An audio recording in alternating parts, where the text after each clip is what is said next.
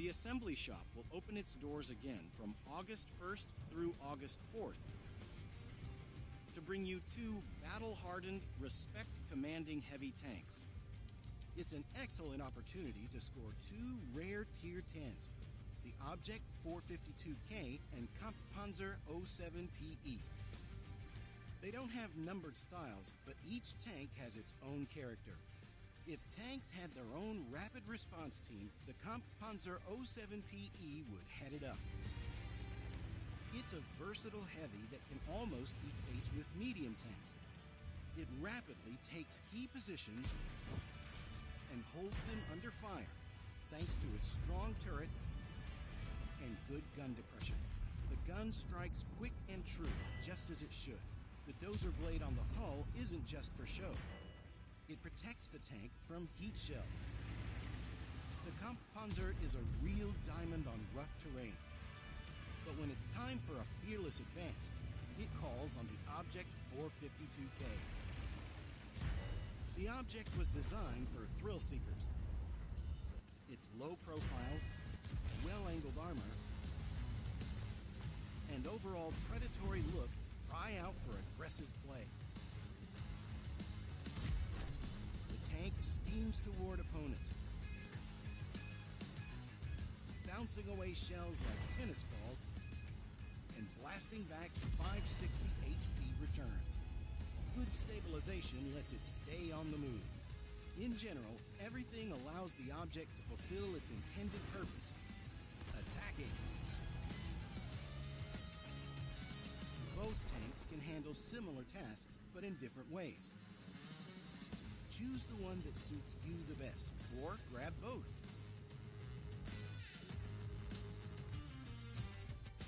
Once you've picked out your new favorite Tier 10, allocate resources the way you want, and then move on to the next one. Add two rare heavies to your collection. In the World of Tanks assembly shop from August 1st.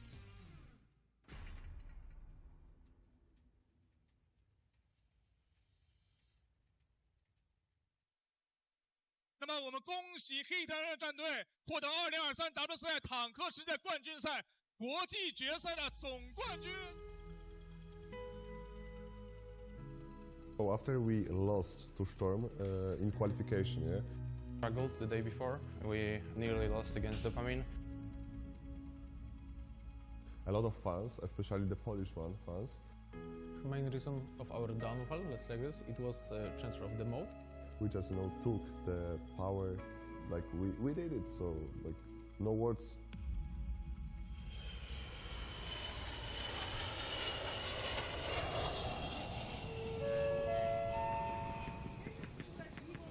When we arrived here, everyone was like, okay, soon the games are closer and closer.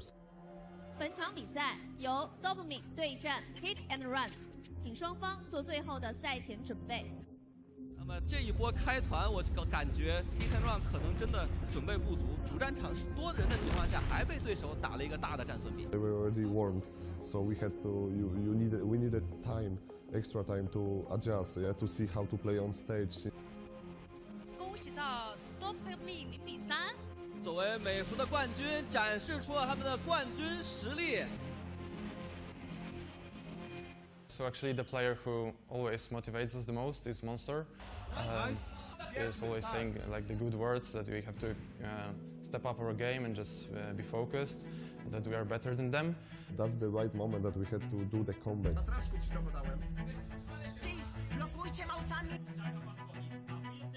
要过来了，表塔，火箭冲锋，甩尾，射击，一气呵成。对方现在点位的优势巨大，人头以及血量优势是非常大的。恭喜 Hit and Run 顶住压力5-4拿下了第一场比赛的胜利。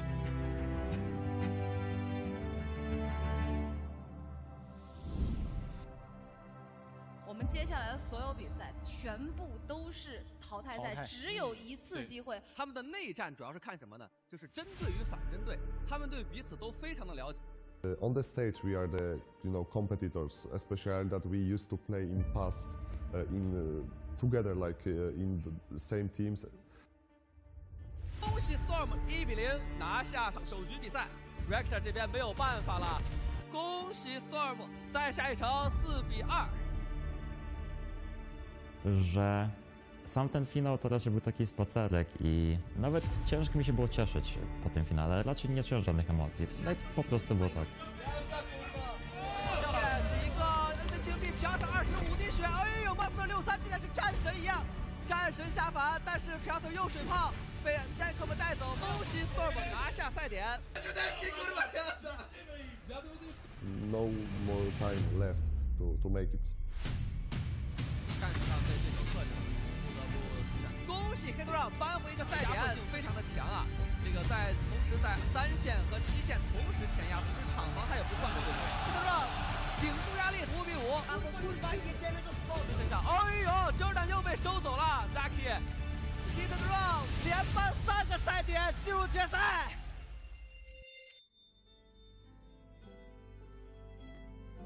Ale do samego końca wierzyłem, że uda nam się pokonać Stormy, bo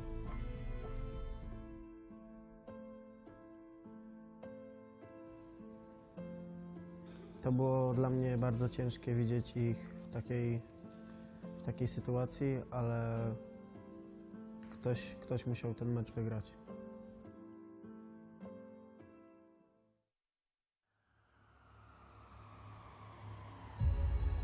层层的角逐，最终是来自欧洲赛区的 Hit&Run 战队与来自中国赛区的万战队披荆斩棘，最终会师总决赛。Karma, he played really well.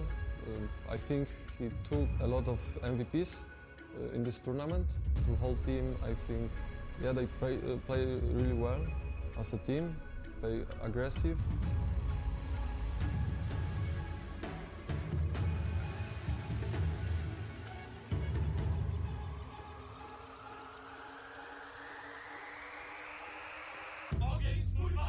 看冰川之地将有怎样精彩的战斗吧！开着自己的技能，倒也有点难了，是稳稳的陷入被动。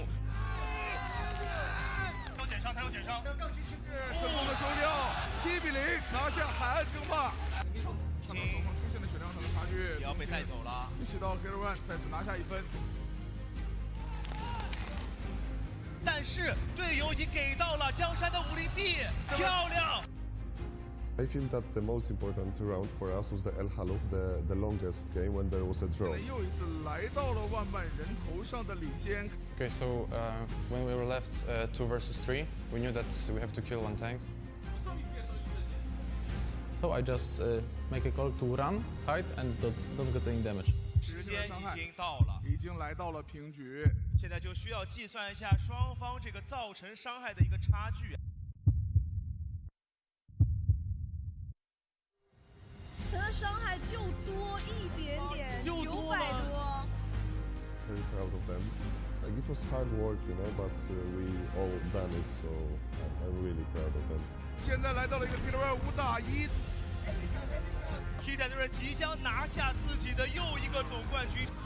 这是恭喜到 Hit&Run。海盗尽头天作暗，山登绝顶我为峰。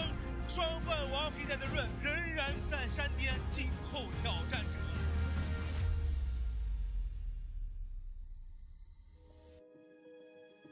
So I enjoyed the game. I enjoyed coming to China and winning tournaments here, obviously. I'm happy that I'm back-to-back champion. You know, I wanted to come back here and win again, and I think that's it.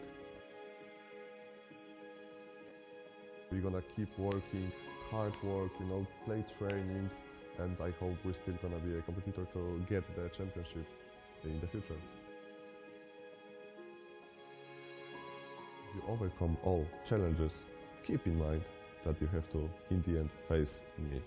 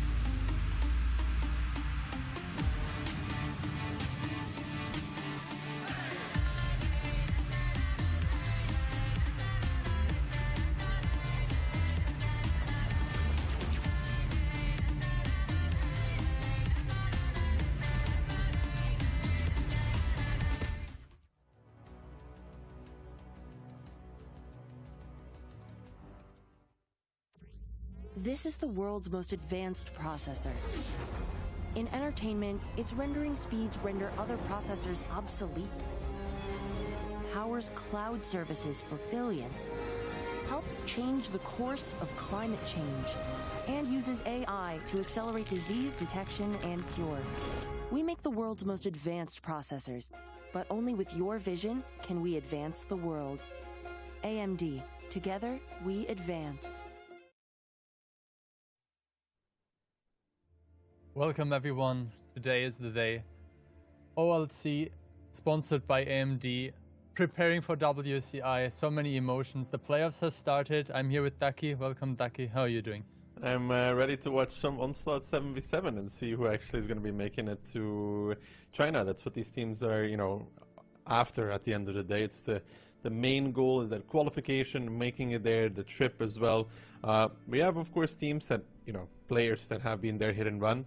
Back-to-back champion would love to get there again, but W is the team informed, the team that has won 2 OLS seasons back-to-back as well. So they would love to actually crown that off with a trip and potentially a victory later on in November in China as well.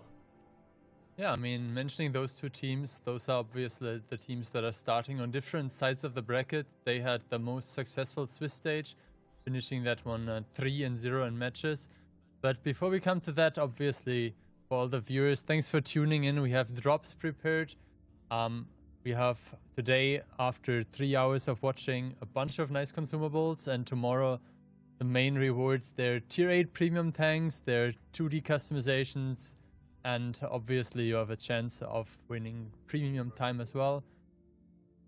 As I mentioned earlier, the whole tournament is sponsored by AMD. Together we advance. Thanks for the partnership. Obviously, not only players can win gold and bonds and a bit of money as well, but the trips to China, you can see it on the left side. The first and second place teams are confirmed to go immediately, and the first place, by now, you know, the season winner bonus prize, sponsored by AMD, the nice CPUs, AMD Ryzen 7 980X3D. You pronounce it like this? Yeah, 9800 works as well. It kind of depends on how you want to say it, but what matters is that's a top-of-the-line CPU that the winners of this tournament will be able to get. Then, of course, leading up to this, we had the Swiss stage. This looks more complicated than it really is, right, Phil? It's a starting point of 0-0, where we had a predetermined kind of ranking, and then teams play against teams of the same score. That's basically how it works. Then if you win 3 times, you advance. If you lose 3 times, you are out. Yeah, and obviously with 16 teams initially, we only had 2 teams that went 3-0, and then further teams that step by step got eliminated.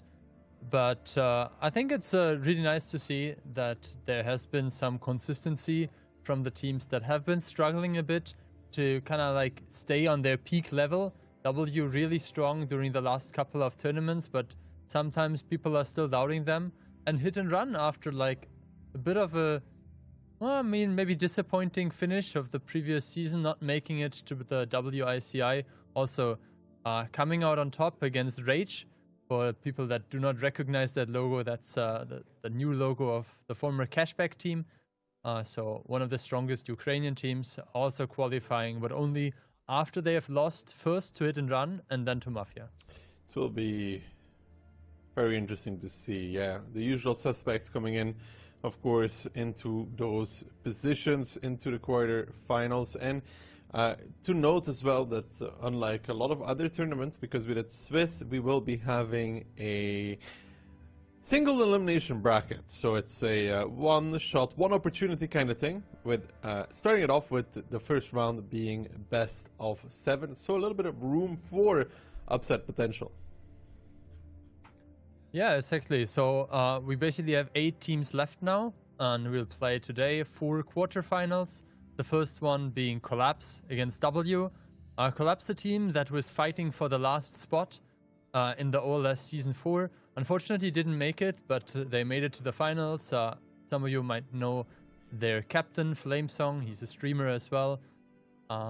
obviously use your Prime sub on Daki's channel, but if you have some spare time, then you can check out his stream as well. And yeah, W, the team that most of the viewers should be familiar with by now. No additions since the recent edition of Squeezy, but he already had played during the WCI. And yeah, a mix of different nationalities and origins, but I think a very interesting team. They have found themselves to be very, very good, gelling together perfectly. The addition of Nepal and Squeezy also working out. Collapse has a mountain to climb here. Everything is stacked against them. Predictions are stacked against them. Belief is all they really have for themselves right now. They haven't really done too much, but an unknown factor sometimes can be a surprising factor. Now, W needs to make sure not to underestimate the team that they're playing against, because of course, like we mentioned in the beginning, they are going to be playing in a single elimination bracket. Yeah, you can see those are the stats from the Swiss stage. So Jackifa really making sure he put his team on his back, playing a lot of E4, Centurion Action X, over 90% pen rate, one of the best average damage ratios as well. And I didn't mention it during the Swiss stage, but W nearly went 15-0 during the Swiss stage.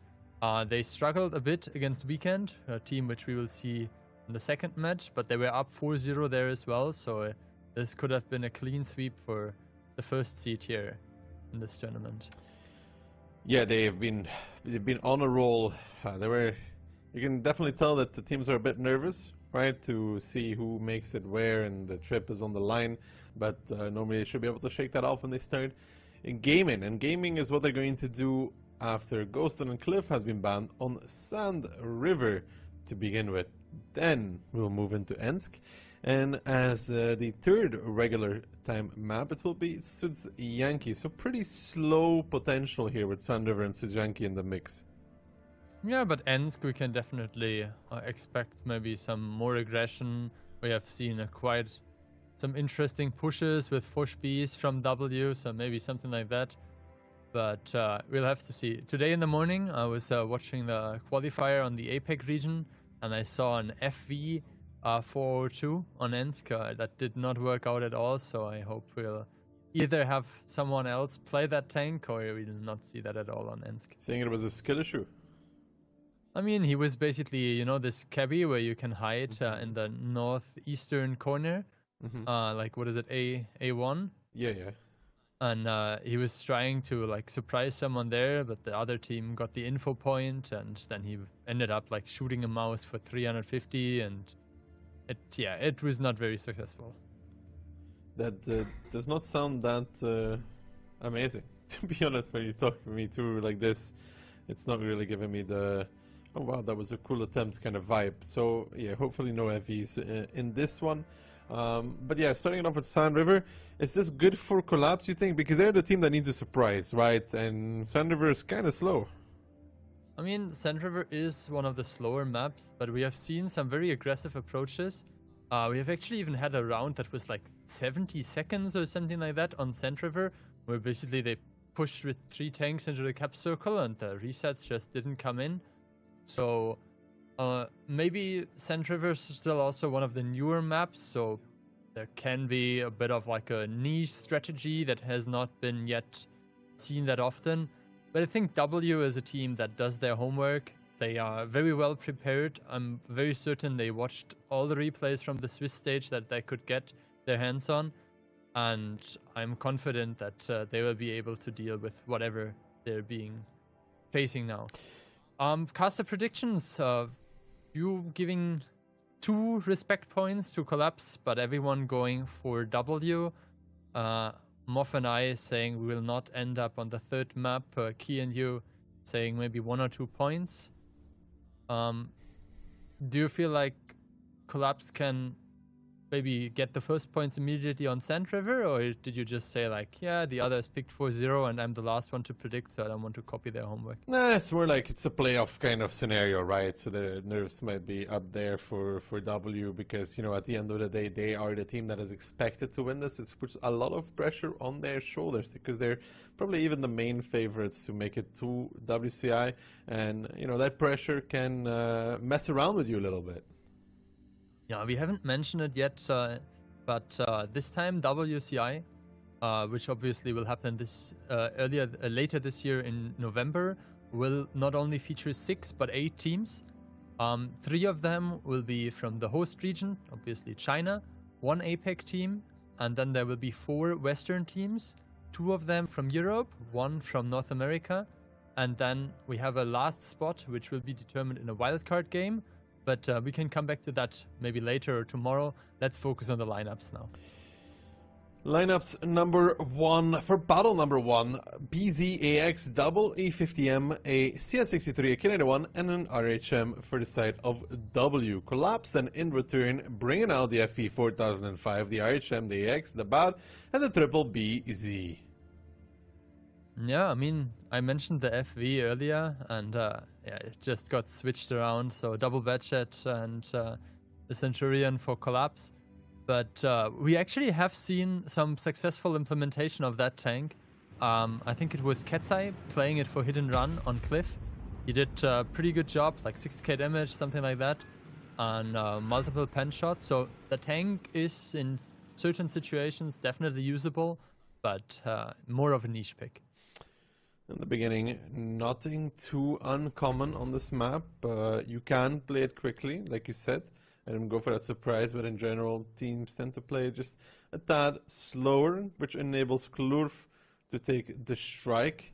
He's covered by Squeezy and by Itox, so no danger for him in that regard. So first objective for W, taking that strike on the light tank, pretty good. But look at Flamesong, look at Koba coming in with those BZs unspotted so far as well.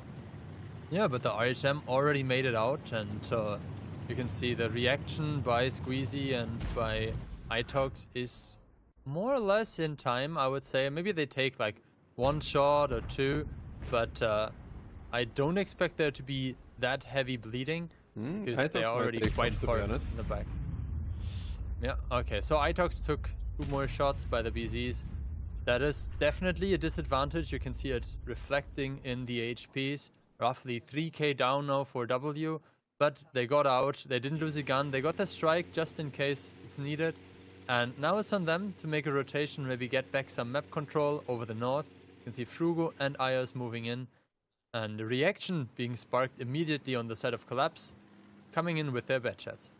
Klurf taking the info tower, will hold Frugo in position, but Ayos there taking 2, -700 Elysium, and Aval just continuing on throughout the north, including Cosmo, who is ready in that batch to join them. And right now, Collapse leading the pace of this battle. The RHM getting spotted out, Frugo giving a shot, popping the ability. Elysium needs to be careful there. Takes a big one from the middle. Very good shot. Yeah, that's Mentos in that BZ. And now this RHM is definitely going to go down towards the one shot for this. Gets struck, gets held and killed as well. Elysium did not expect Frugo, I'm guessing. Yeah, and you can see the man, the legend himself, Frugo, picking up the first kill in style.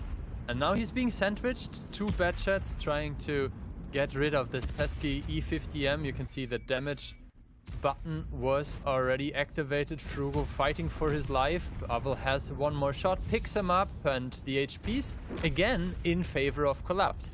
They do lose that Batcha 25T. They really should have had the RHM alive at this point, Phil. Aval, they're taking 2 shots running away, but in return, though, they're doing a good number on Itox, who's down towards 700 as well. Flamesong in the middle. The biggest issue here are the tanks for Collapse, right? They have these healthy BZs that are pretty hard to utilize correctly at this point in time. Yeah, talking about tanks to utilize, we have Nepal in the K91, still on full HP. He is the one that kind of needs to reposition and make sure that his fairly low alpha gun gets to work. Because he has a lot of DPM, but you need to make sure that you're actually in position to put in that many shots. Now it seems like the BZs are carefully aggressing towards Mentos. There is Crossfire. We'll have to see how much they will pay for the kill on Mentos. And you can see the Badshot in the back also taking a big shot down to 138 HP. Yeah, that HP starts swinging now. Mentos even taking the opportunity to push forward. They lose Aval and the Bat. It's only 4 tanks left standing off from Collapse. They had this good initial movement, but then this little misplay there with the RHM costing them a full tank. And right now they're struggling to get out of these positions with those BZs. Yeah, they had a lot of HP, but now you can see that those specialist tanks are just starting to pick away at them slowly but surely. Yeah, and you can see the K91 repositioned and with a now fully traversable turret and a bit of gun depression, he should be able to put some shots into the BZ. Flamesong might be able to even pick up another strike, but that will not change the outcome of this round. It's triple the HP and 2 versus 5 tanks now for W, who look like they will put the first point on the board. Yeah, for sure. It's W's round, and again, this A-line player by the RHM Elysium kind of by himself. If the 3 of them were combined, you know, RHM and Double Bat, they would have cleaned up Frugo rather quickly and had a pretty decent position, but not like this. They were trying to lead the pace, but I think they went a little bit too fast for their own good at some point. Yeah, I mean, the initial aggression on the K-line worked out very well, rewarding them with like 3,000, 2,800 HP advantage. So good stuff by them, but then they just weren't able to really play together, coordinated enough. So Frugo and the team reacted well, and even though they lost the captain fairly early, there was good return fire, and yeah, they made it work. And you could see the BZ struggle though at a later point in that battle. Yeah. I mean, you know, the HP, they were up in HP, but realistically, that's just the triple BZ having so much of it. And you could see once those BZs have to start going to the open, it starts being a whole different kind of story. And yeah, those double tanks there, you know, the Bat and the RHM, neither having too great of a battle. Yeah. But Frugo putting out this nearly basically the whole HP of the RHM in his own damage, 2.3k. And yeah, the team helping very well. You can also see here 1,300 sniping. Mentos really knew who was the important target to shoot at, so making sure that they eliminate the guns very early, and then obviously the top damage dealers here staying alive, making sure 6 ability usages from Squeezy, that the inspiration lasts as long as possible. Good stuff by the team, and I think that will help them to kind of like ride the confidence, shake off initial shakiness potentially, and finish this match 4-0 as I suggested at the beginning. It does show that this first round that, you know, Collapse has potential to do something here. They made one mistake, but before that, you know, this initial K-line pressure was pretty good. Itox was relatively low in the 51,000 HP. Would be annoying for W to keep him alive for the entire battle. But, you know, they picked up a first round, and it's, like you said, pretty important for those early jitters and potential nervousness to get it out of the way with. And our highlight player, Phil, seems to have been benched. Maybe he benched himself, but I can already see he's there for the next round. I mean, maybe they're going to be playing Grilla now. Jakefa's best tank. Yeah, so we can see the win rates on Sand River. This is obviously the stats that we took from the Swiss stage. W has played much less rounds than Collapse, because obviously they won in 3 matches, while the other team had to go through all 5. I wrote down 3 out of 4 wins for Collapse, and W won 3 out of 3, so that's where the 100% is coming from. But yeah, both teams are comfortable with this map, and you mentioned it, Collapse had a really good start into the round, so they were not like clueless, just getting the game taken out of their hands. But yeah, to win against W, you need to not only have a good start, but also kind of convert this advantage into a full match point.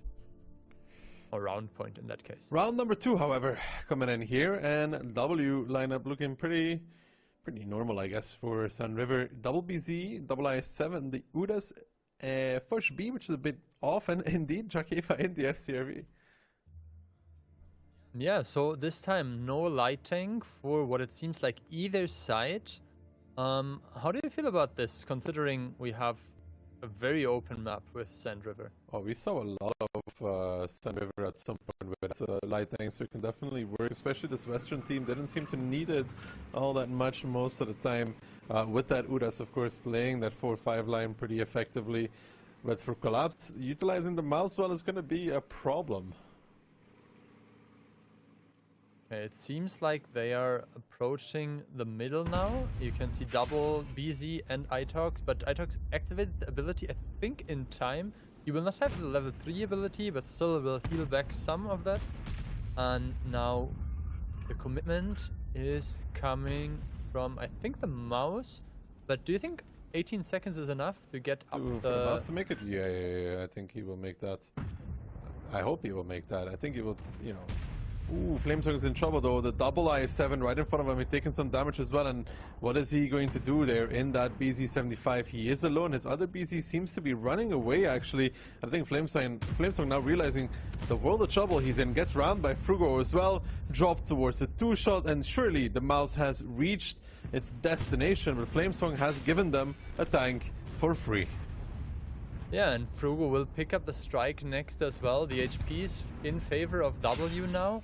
And the advance is not stopping, and especially with the HP advantage and the tank advantage, this will snowball very quickly. The mouse now falling in a pretty quick fashion as well. Itox giving the clip there, even had the healing ability. Now Ios and Frugo facing off against his last BZ on the kill, and it's all falling apart for Collapse. They are down 2 guns, they are down positions, and for W, it's looking like a pretty easy peasy secondary round here on Sand River, making it 2-0 coming out of this one. Yeah, I mean, it looked like W knew exactly what they wanted to do. They had a good timing to reach the cap. They activated the ability of Itox to reduce the damage taken at the beginning.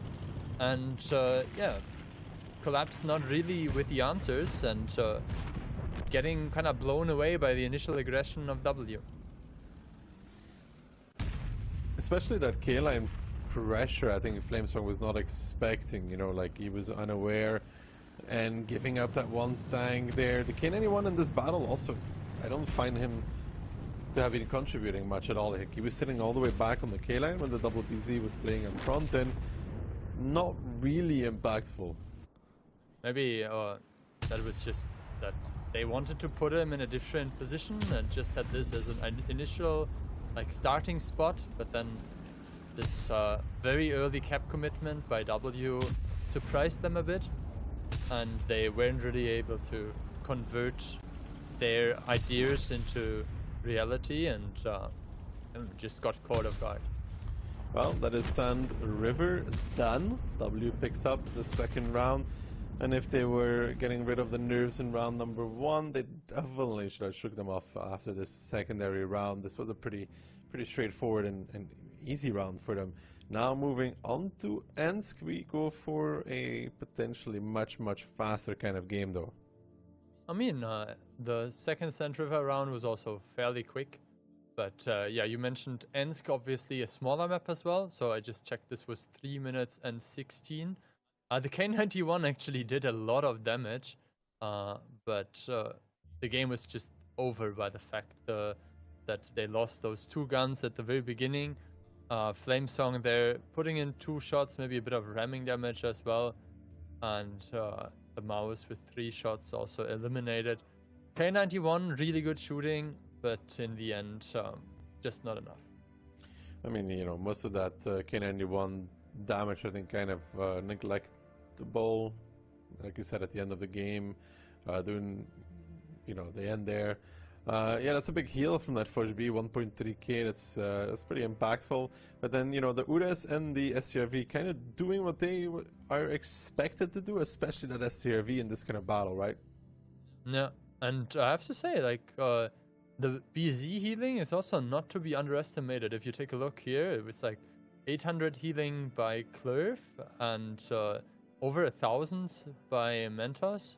So that's like over 3,000 HP extra that they basically gain just from the heals. Especially that Forge B, but yeah, those BZs are also impactful, especially when they're in close groups, of course, playing together, healing multiple targets at the same time. And yeah, the mouse was able to block the cap, but you could see the mouse healthy, but dies just as quickly. Now, Ensk will be a lot faster. I'm not sure if this is better or worse for Collapse. Maybe with the distance being closer and there being a certain like risk to taking aggressive strikes, maybe you can like try to the point of interest, maybe you can try to like surprise them with some rush on one side or something, or try to make a trap. But I think W has shown that they are very versatile on this map. They have also shown that they can play different styles. They can play heavily into the American tank destroyers or play some variations with a lot of Forge Bs. So my bet is still on W, and I will not flip-flop until I've not seen them struggle with this. I mean, you're probably pretty happy at this point, you know. I think you predicted 4-0, they are 2-0. They're starting to get into groove of things, you know. Let's see exactly what Ensk is going to give us, but I do think that this is better for W as well. Yeah. I mean, both teams played 6 rounds on Ensk during the Swiss stage. One team won 3 rounds, one team won 4 rounds. It's not the biggest number that gives us like a super clear indicator, but W definitely no slouch, and they're very prepared with triple mouse, a 1-to-1B, and E-Force. A lot of variety coming in from Collapse, bringing a Forge, BZTD, 2 E-Force, Bliska, Batchat, and a BZ75. And there's one thing that I like about W. Sometimes they just do the easy things and they do them very well.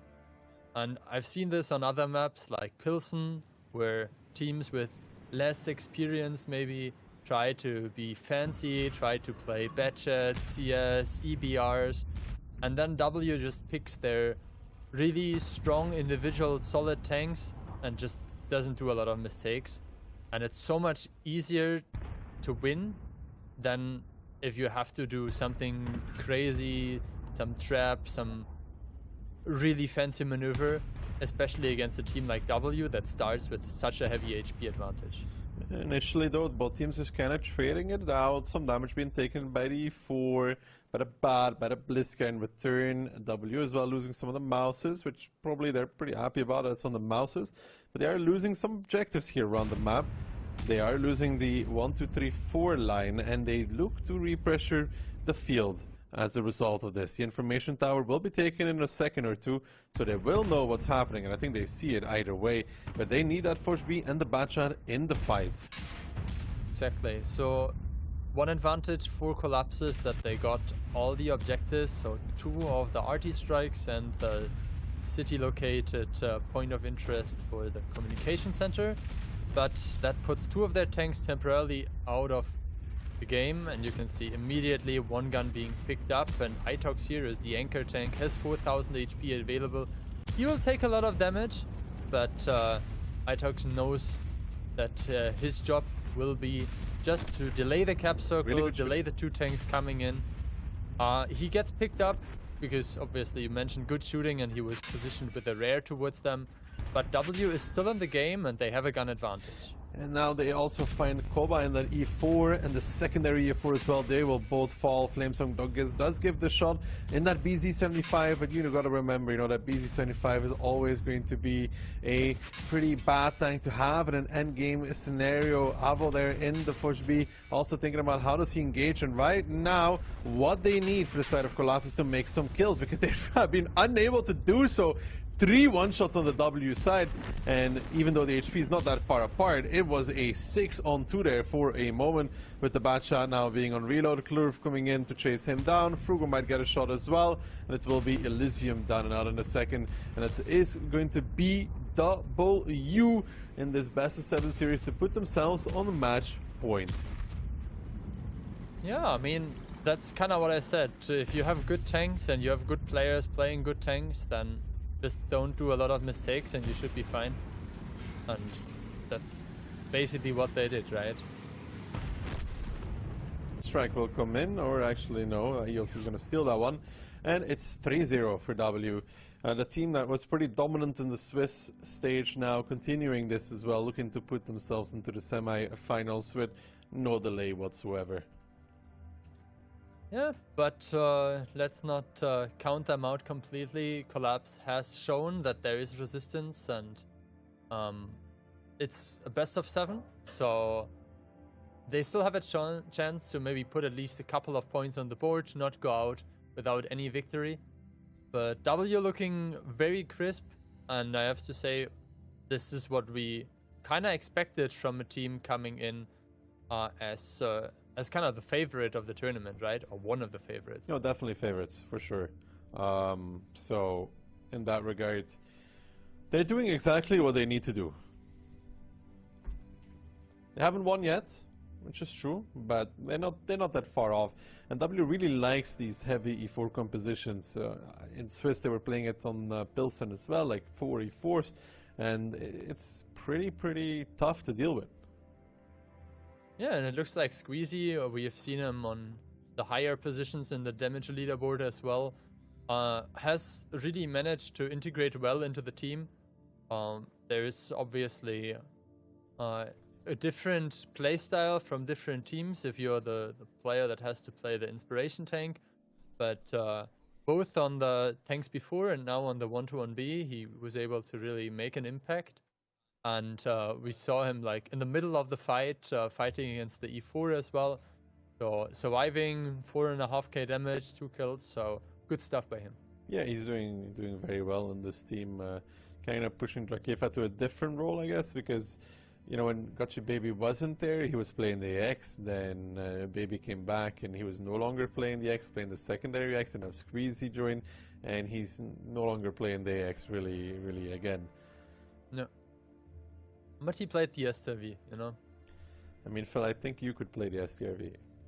Well, I mean, he did, I checked it, he did 5.3k damage with 10 penetrating hits, so he really made good use of the ability. Sure, I completely agree with you there. What does Collapse need to change here, Phil, you think, to get in this match? I think it's a difficult task. They have tried the more non-conventional stuff maybe, and have not succeeded so far. On the other hand, if you have a team like W, maybe it's even harder to win by just playing similar, let's call it basic, standard lineup and just trying to trade better against that experienced players. So maybe they just have to continue doing what they're doing, just with a bit more coordination. I have to say, considering the tanks that they had in the city on the 1-2 line, which was a Bedshed and a Foch B, and the fact that they got the F1 information tower that early, it might have just taken them a bit too long to pull back their vehicles on the field, or like put them into more defensive positions and pick up ITOX in the mouse. So if they maybe are able to take the map control like they did and then like collaborate a bit better between the flanks, that could be enough. But you see the lineup is very different now. No American tank destroyer on Collapse side. We have again double Foch B and a Bedshed. W with the same lineup. How do you feel about the 268 and the 268 version 4? I mean, this lineup of Collapse, it's a very good one if it gets the ball rolling, if it starts fighting, but to find that engagement that is going to work out for them will be pretty hard. They have a very tough W lineup ahead of them. Initiating that attack, and there's 3 mouses holding the front line, is pretty difficult. Also, the mouse is kind of like a natural counter maybe towards the 268, because the 268 has great penetration. That's good against basically any tank, but the damage is calculated based on the total HP and the missing HP percent-wise, right? So if you deal the same damage to a mouse, you will get less reload reduction than if you would shoot a tank that has less HP. For sure. The only good thing again is that they have this mobility, they have this initial pressure. Flamesong even going very aggressive on towards Mentos, wants to give him some shots by the looks of things, opts out from this push, but they have put W in a very awkward kind of position there in the back lines. Big strike. Yeah, I mean, good strike, yeah, they cut them off from the eastern points of interest with the WZTD, but you can see Squeezy is carefully holding this angle, making sure he's not overextending. But on the other side, we see the Forge Beast now moving in, a bit hesitant. See as well, like for the last minute, one of the Forges with only 5 out of 6 shots, so was not able to reload yet. And the HP are roughly equal again. So now the question is, can the Forge Beast make a good move? Well, Flamesong is actually going for it immediately. He's kind of out in the open though. He's down towards 900. He starts healing. He misses the last one there. Frugo will stay alive. The Batchan and the secondary Forge be coming back in now. And Flamesong with the big, very big heal.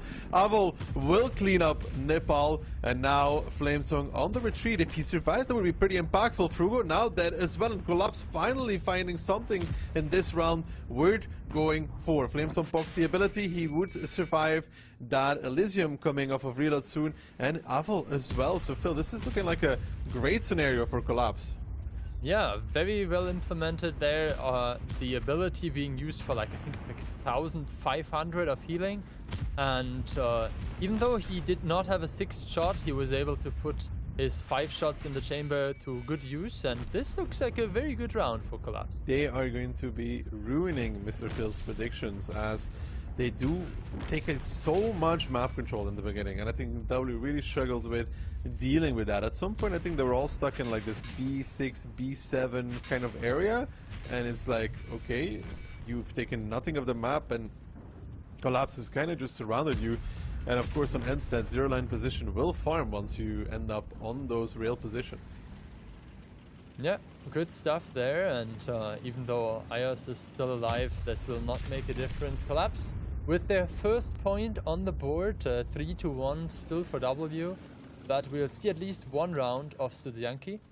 And yeah, I'm looking forward to like a different style of map, especially with Ensk being very like heavy and close combat. Maybe we'll see some surprise of light tank play on Studzianki. I've seen a couple of replays with tanks being played like EBRs and RHMs for the southern part, so would be cool to see if one of the teams has something cool prepared. And you know, it also shows W that they're not invincible, right? They were really doing well this match, but Collapse finds this round, and you know, maybe for W it's even a good thing to, you know, not get off of that fairy tale run, you know. So that means that the highlighted player, Jekifa, is the only player with 100% win rate so far. That is indeed one way to look at it, I guess. I mean, Mouse with 12, 12, 12, that's definitely a standout game for him. Yeah, pretty good shooting, but across the board, the damage is very well split for the side of Collapse. And they did really well, utilizing those tanks again to take all of that map control, put, for example, Mentals in trouble, and then W didn't really know what to do anymore. Or they weren't prepared for this quick kind of surround that they had to deal with. Yeah, and I just checked, neither of the teams has lost a single round on Studzianki during the Swiss stage. W played it twice, won both of them, and Collapse has 3 out of 3.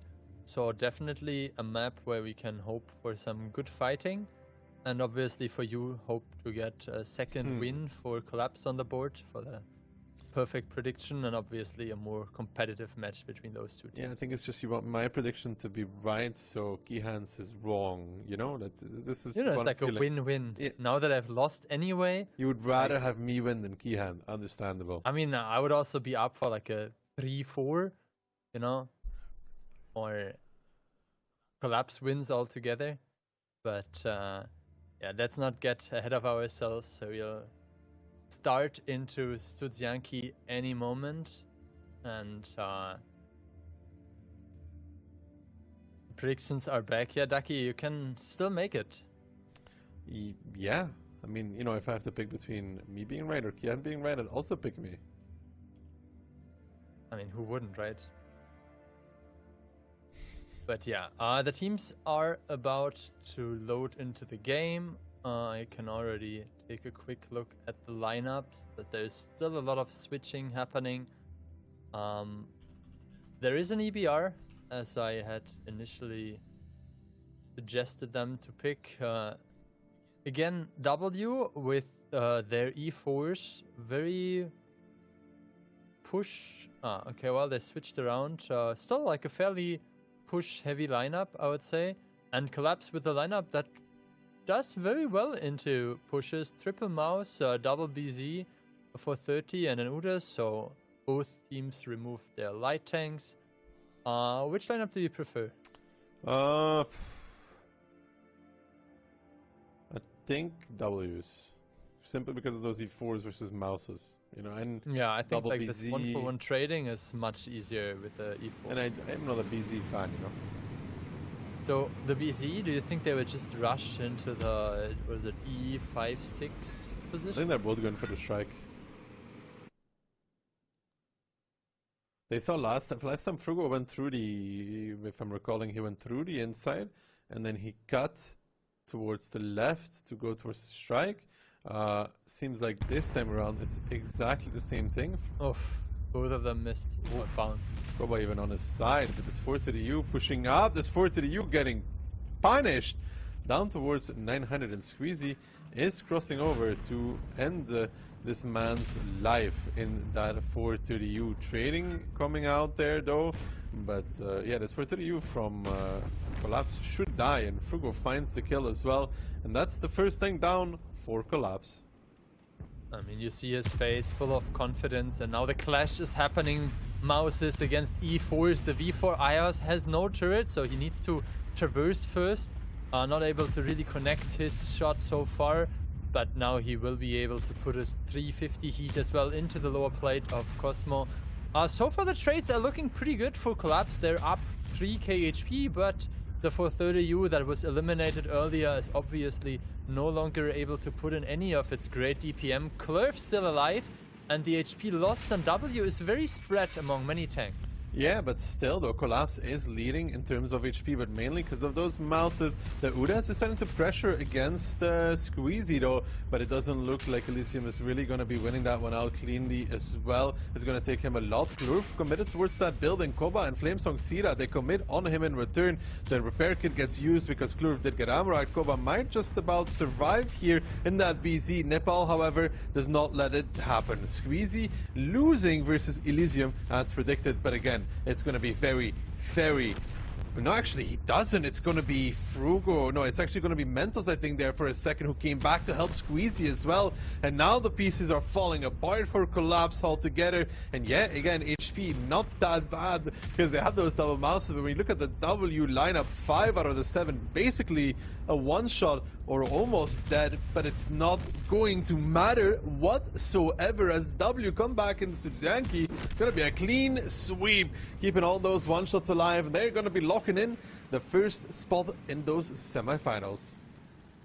Yeah, W with a 7-0 here on the Polish map. Maybe Frugo picking up the first kill was just immediately inspired, and then he was just too confident to drop any of his tanks. But I have to say, a bit of a sloppy play at some points. The shots on the BZ, maybe that was like heat shot into the side. Also the 430 not being picked up with a couple of bounces. But yeah, the initial aggression not really paying out. You mentioned the 430U of Collapse dropping to like 500-600 immediately, and then Frugo finding an angle together with Squeezy crossfiring from the other side. W with a very well-deserved victory, but Collapse has definitely shown some good signs. I think they wanted to use the 430U to push up towards that window position to then crossfire Frugo or a BZ that would be there, but he never made that. Yeah, and pretty impressive damage numbers coming in from the other 430U Cliff. 13 penetrating hits, 5,700 damage. and obviously also the Centurion surviving Immension-T got some assistance and then won this 1-versus-1 situation, so stayed alive. Not the same can be said about the 430U on the other side. But yeah, the BZs bouncing some shots at the beginning was definitely not great for them. I mean, even if Elysium would have won that, which is what it was looking like, he would still be very low HP. You know, he'd be a one-shot, not too high of a game impact anymore, would have to hide. So, you know, losing that initial 430U, if they had him alive, who knows? Who knows? Because you could see, like, the power of those mouses, that very, very high health point pool that they can utilize, but it doesn't matter for them, because the next time they're going to be able to try it is a while away, as W will continue through this tournament. Yeah, you can see W is already qualified for the semi-final, which is happening tomorrow. But we have 3 more matches prepared for you. First, obviously, the clash of the Ukrainian teams. Weekend versus formerly Cashback, now Rage. Then we have Hit and Run versus CTR, and Mafia versus Aurora as the 4th match of the day. Which one are you most looking forward to? I think the second match, so the next upcoming one, should be the closest one. And judging by the community predictions, which were like roughly 60-40, that's definitely also reflected there. I think Hit and Run versus CTR might be the most one-sided match, even though CTR has shown great signs of improvements in the Swiss stage. Aurora versus Mafia, I think Mafia should have that as well, but maybe Aurora can come in and show us that they're not to be underestimated. All of the matches promise lots of actions. I think we are ready for some highlights. We'll be back after a short break. We hope you enjoy everyone so far. See you in a bit.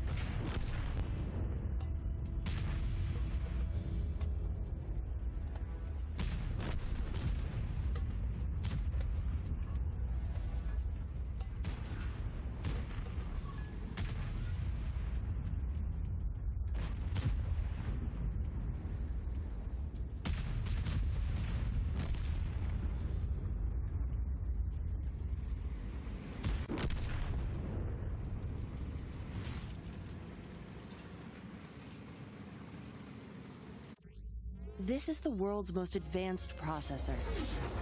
In entertainment, its rendering speeds render other processors obsolete. Powers cloud services for billions. Helps change the course of climate change. And uses AI to accelerate disease detection and cures. We make the world's most advanced processors, but only with your vision can we advance the world. AMD. Together, we advance. Well, welcome back to the AMD Onslaught Legends Cup 4.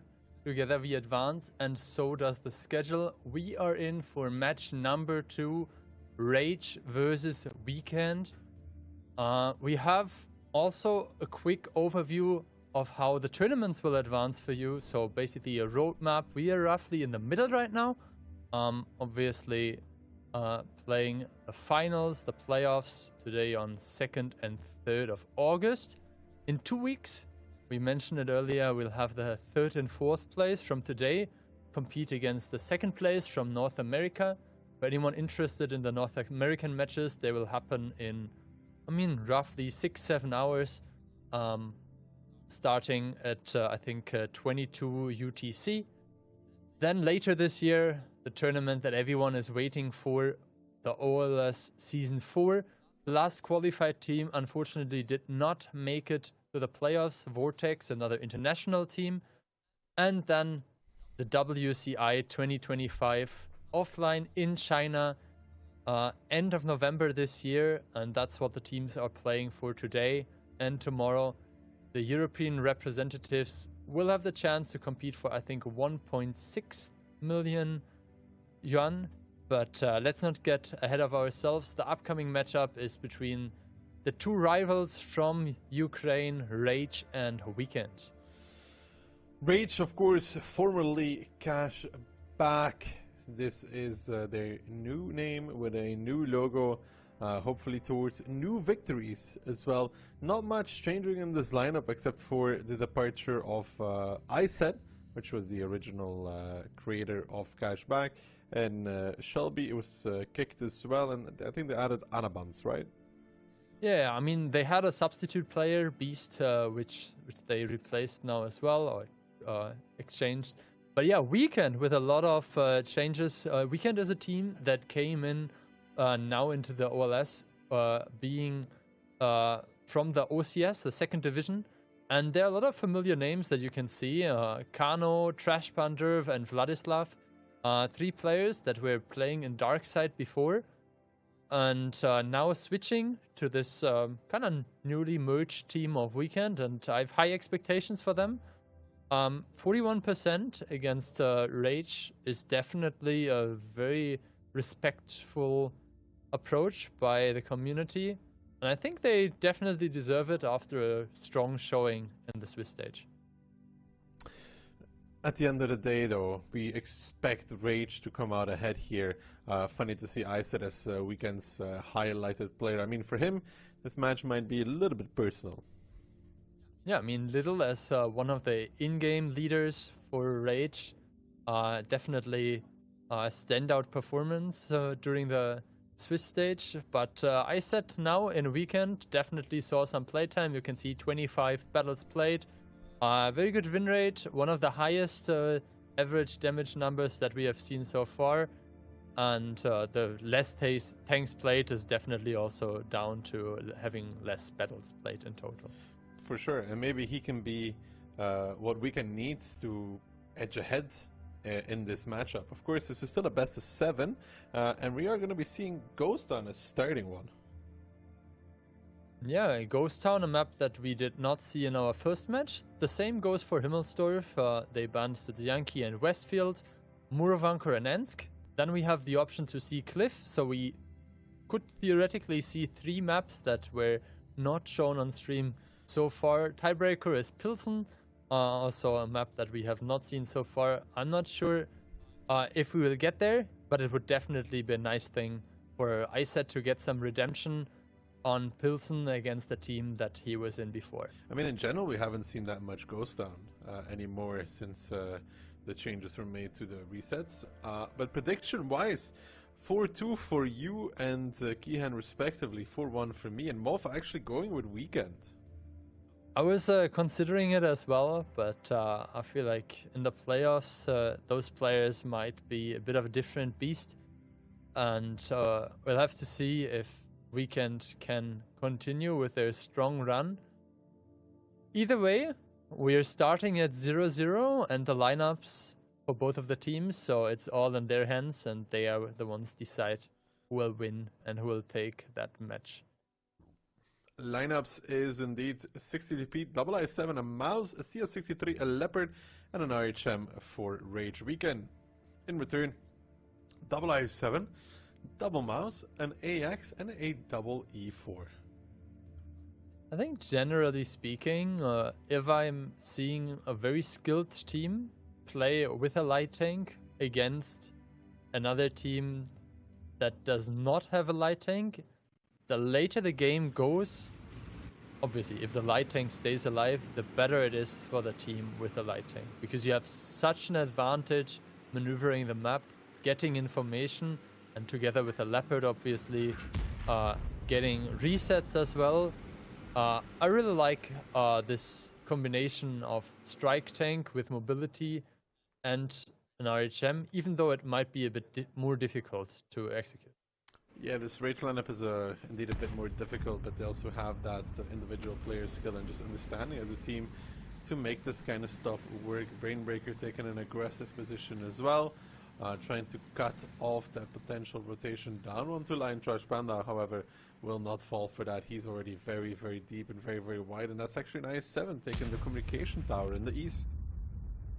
Yeah, you can see Sunshine picked up the tower. Everyone now spotted on the side of Rage. Little picking up the artillery strike, and they have some good information as well, as they have a light tank with a spotting plane. The push is coming in now immediately. Barbarian, the first one to push in, down to 1,500 HP. There's another shot coming in from Kano, 1.1k HP. And even though he survives, like, how is he supposed to trade against a full HP IS-7?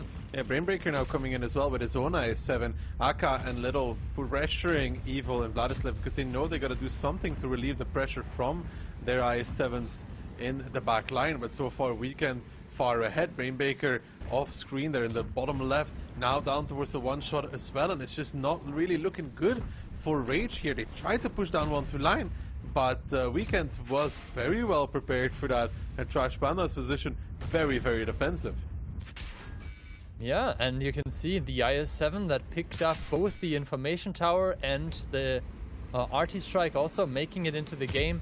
A very good option of spreading tanks while still playing with each other, and now the repush is coming. You can see Little taking the brunt of the damage, the E4 unfortunately bouncing the shot, so not dropping Little to a one shot, but the next salvo of shots should come in any moment.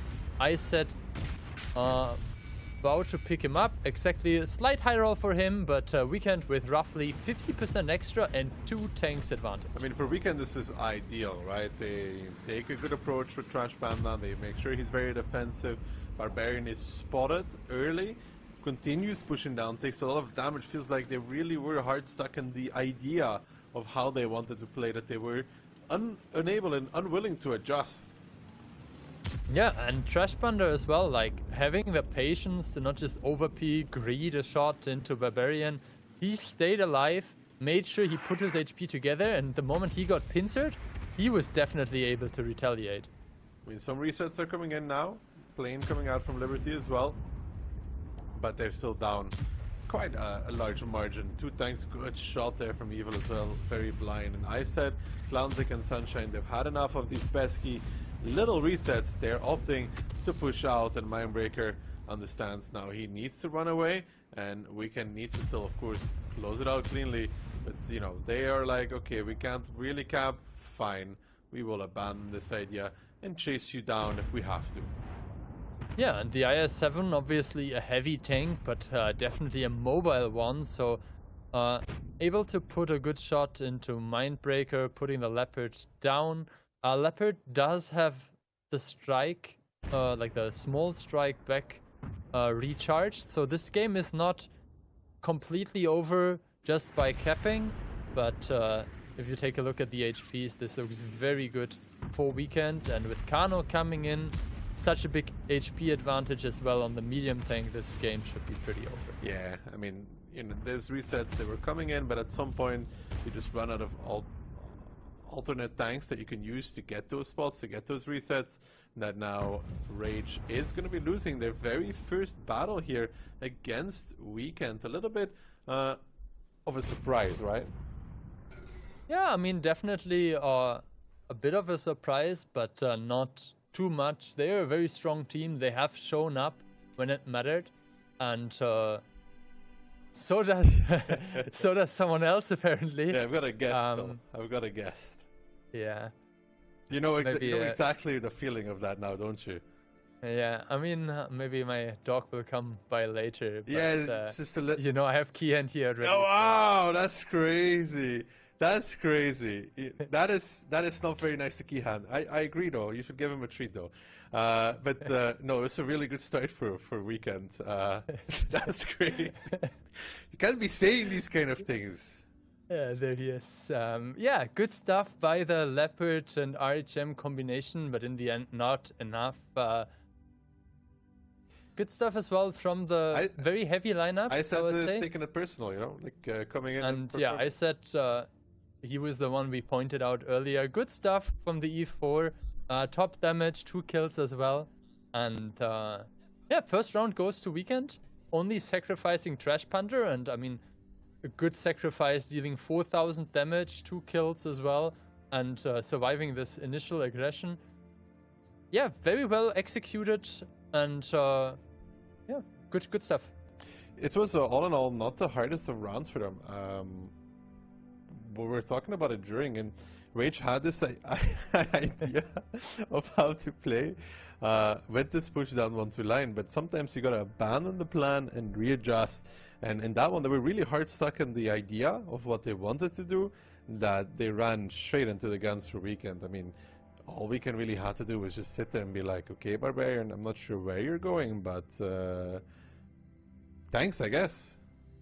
Yeah, and I mean, you have the Leopard, Hurricane plus RHM combination, so you have a lot of opportunities to basically maybe take the other side, play a bit longer the spotting game. Sure, they have the light, you're not really right? Doomed to commit to your one approach. That they should even know that there's no light for Weekend in return, because nobody's spotted in the beginning. It's like kind of a dead giveaway that there's really you know, no light tank available. But like, that's what I'm talking about. They're so stuck in this idea and belief that they have to push. Yeah, and now we can see a couple of transfers. You mentioned it earlier. Mindbreaker, one of the players coming in from Yogurt. Obviously, Anabans as well. He played the Hurricane. Both of those new players doing really well, like 4.7 and 4.4k damage dealt. But so did Iset, who basically switched from Cashback or now Rage to Weekend, and it was top damage in their team. The question is indeed how this Rage team will perform, right? What used to be like a very dominant force slowly but surely started slipping a little bit away, and is now looking, I mean, beatable is definitely a thing that we would say. They're not the kind of team anymore where you're like, oh no, they're super scary. I mean, both hit and run in the tiebreaker and Mafia, I think it was 3 to 5, succeeded in their best of 9 victories.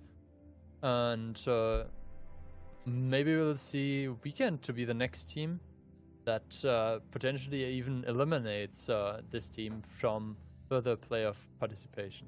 Just something unheard of if you ask it like a year ago, but now I'm willing to agree that there's a possibility for that. Lineups number 2, I7, a Mouse, CS63, E4 from Rage versus Weekend, 60 PI7, Mouse, Centurion AX, E4 and a T100. It's looking rather aggressive from Rage as well, Phil. Could be a potential cap play even. Yeah, Weekend in their old dark side fashion playing the T100 light tank. That was one of the tanks that Trash Panda was playing a lot. I'm interested to see and how this plays out, because on this map you can kind of like argue that the T100 is harder to hit or harder to blind shot, But aside from that, you obviously lose a lot of firepower if you compare the T100 to potential RHM or EBR even. So I'll have to see how that goes. I said possibly even looking for a spotting check there, shooting up in the sky. Did not get spotted out for that. Evil will punish Brainbreaker, or should, with that 60p. Should give him a shot for this. He does, 738, but takes one back for 500, so the trade not that bad for the i7 player of Rage. And now Aka joining in the cap. Sunshine pushing up towards the 0 line as well. And right now, for Rage, it's not that bad. They, you know, they got a little bit of cap pressure. What is Trash Panda doing there? Protecting the i7. But then why play T100? Maybe the idea was that the i7 moves forward, kind of like takes a potential damage, makes sure that the area is cleaned up, and now they pull the light tank after him. But let's see if Trash Panda can take the spotting.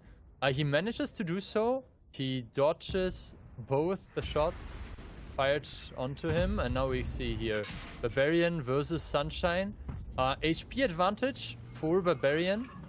Sunshine needs to be careful that he does not peek too far, but so far the trades do not look that great for Weekend. No, and Sunshine takes a shot after all from one of those CS63. He has Trash Panda in support though, and he is hitting his shots as well. Liberty will not find another shot in retaliation. A good plane, I think, even Arise just speaking, getting a shot on Liberty. The plane coming in as well though, the little strike coming in to make him a secure kill for Barbarian. Clownzik and Hellrap in the meantime getting a pretty good amount of damage against Aka. And yes, Weekend is down again, but cannot forget about the part that they do have that T100 that is going to start being impactful in the long game. Yeah, and now we see some aggression coming in from Rage. Mindbreaker being moved forward in his E4. He might start trading it out against the 60p. Takes a shot there from what it seemed like an E4 maybe? But it was only 500. Maybe it was a high roll from the Centurion. HP is now slightly in favor of Rage, and they are moving in the T100, and the Centurion really need to come into the battle now. I don't think they'll be reaching this battle anymore. They were a bit too complacent with those tanks, not utilizing that T100, not utilizing that AX. And Clownzik, Hellrap, and Evil were a little bit isolated and able to get pushed on, and Rage realized that. They take that opportunity, and they found one already. They find the other two pretty successfully as well, and only now is Kano arriving, and that T100 is not going to be doing too much right now. Yeah, a bit of a disappointing ending, I guess, for the side of Weekend. They have 3 tanks left. They might be able to delay this for a bit more, but this does not look good for them. Trash Panther made it out in his T100. There might be a chance for Kano to pick up the mouse still, but with the heal ability running through, that looks rather unlikely. Aka is surviving, and with Trash Panther being able to maybe buy some extra time, this will definitely end up in a 1-1 on Ghost Town. Maybe if the T100 was closely behind this Sunshine push on 0 line, they could have done something else, right? But even then, the angles that existed on towards that i7 were a bit too much to deal with, and the city positions not good enough to follow up either. But yeah, I guess that 0 line play could have worked, but T100 too far behind. The i7 gets punished. They're not able to get much out of this, and for Rage, they make the right decisions at the end of the day to push the city area. Yeah, not convinced of this whole T100 idea, and I guess as good of a position Trash Panda took in the first round as not so great it was in the second one. Either way, we reduced the best of 7 now to a best of 5. We'll switch to the next map, and I have to say both teams had a very good round and then a not so great one, so I think there's still a lot of reason to believe that either of the teams can make it work. But one thing that stood out was the aggression, both times coming from Rage. So Weekend has to make sure that they're either better set up for incoming pushes, and like they did in the first time, kind of like protect each other, make sure that the tanks can interact even though they're not on the same spot, or they need to find a way to kind of like put the damage onto Rage themselves, because this was very slow and not very coordinated either. Yeah, once you lose that 0-line IS-7, they kind of had to pull back in the city, reset to 1-2 line. It's very hard to achieve, but sitting there was the kind of the worst thing they could do. And Barbarian not missing a shot, obviously, as well. This additional assistance damage was probably what broke the neck of Sunshine and put a bit of a rain cloud over him, because the additional damage that came in from Little obviously helped with a strike then as well, and Little keeping Barbarian alive enabled them then to hold this flank, kind of made the T100 even more unnecessary, I guess, on this side. But enough of Ghost Town. We'll switch to Himmelsdorf, and I do not expect any T100 to play there. Maybe we'll see an E100 or some more German steel. Forge B is obviously also a popular tank on this map.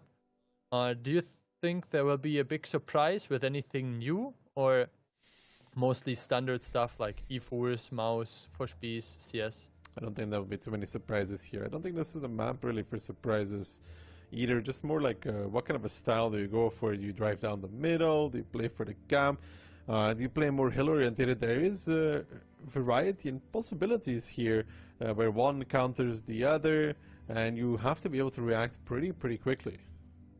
Yeah, I think it was Loris during the Swiss stage that had an approach, or maybe it was during the OLS qualifier, that came on the hill with triple 50B and then kind of like repushed and tried to basically get into the enemy lines from the back. That was a fairly interesting thing that I had not seen this way so far, but they ended up losing it simply because of a lack of execution. I think the idea was good, but having those 50B clips aligned and focusing out the same target, not blocking each other and so on, is sometimes much harder than it seems. And yeah, they did not manage, and the team with an easier lineup won. But I see a 1-to-1B so far, and a lot of steel on the side of Rage. We see 3 BZs, a 1-to-1B, and 3 Brischewitses on the side of Weekend. 4 American tank destroyers, of which one is an E3, a Forge B, CS63, and Akamezura in the IS-7. Weekend in return though, BZs, Bliskavitzes, they're gonna be down the middle or anywhere they want to on the map really quickly.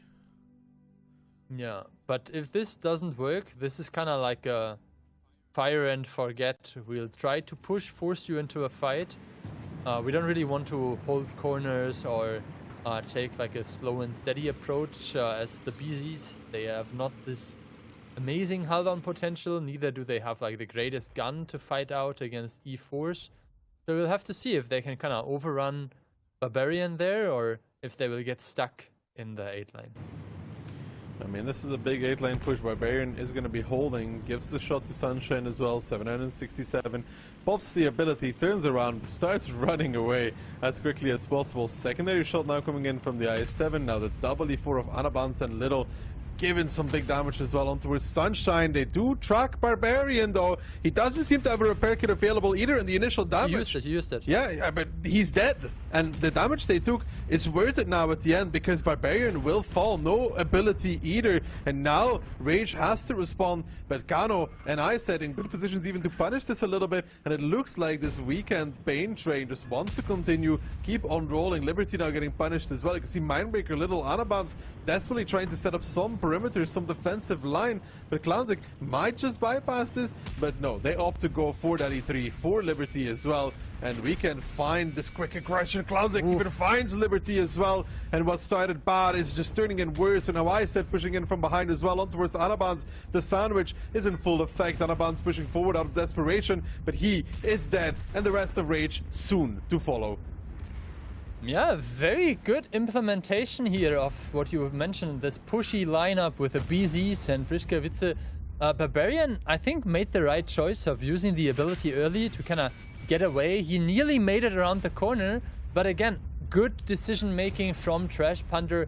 He was aware that he might not be able to deal damage with his shot, but he took off the track, and with the E4 not having a fully traversable turret, yeah, it was just like sideways or like with a rare towards the tanks of Weekend coming in. And they lost some initial HP, but the aggression paid out. They picked up some guns and then just snowballed the rest of the game. Yeah, and for Weekend, this is beautiful. You know, they go from convincingly winning the first to convincingly losing the second to yet again convincing winning the third. 7 tanks alive, and for Rage, that's a Mulder. Yeah, and we mentioned it. We had said that Weekend kind of did not play very aggressive towards the beginning, or very active.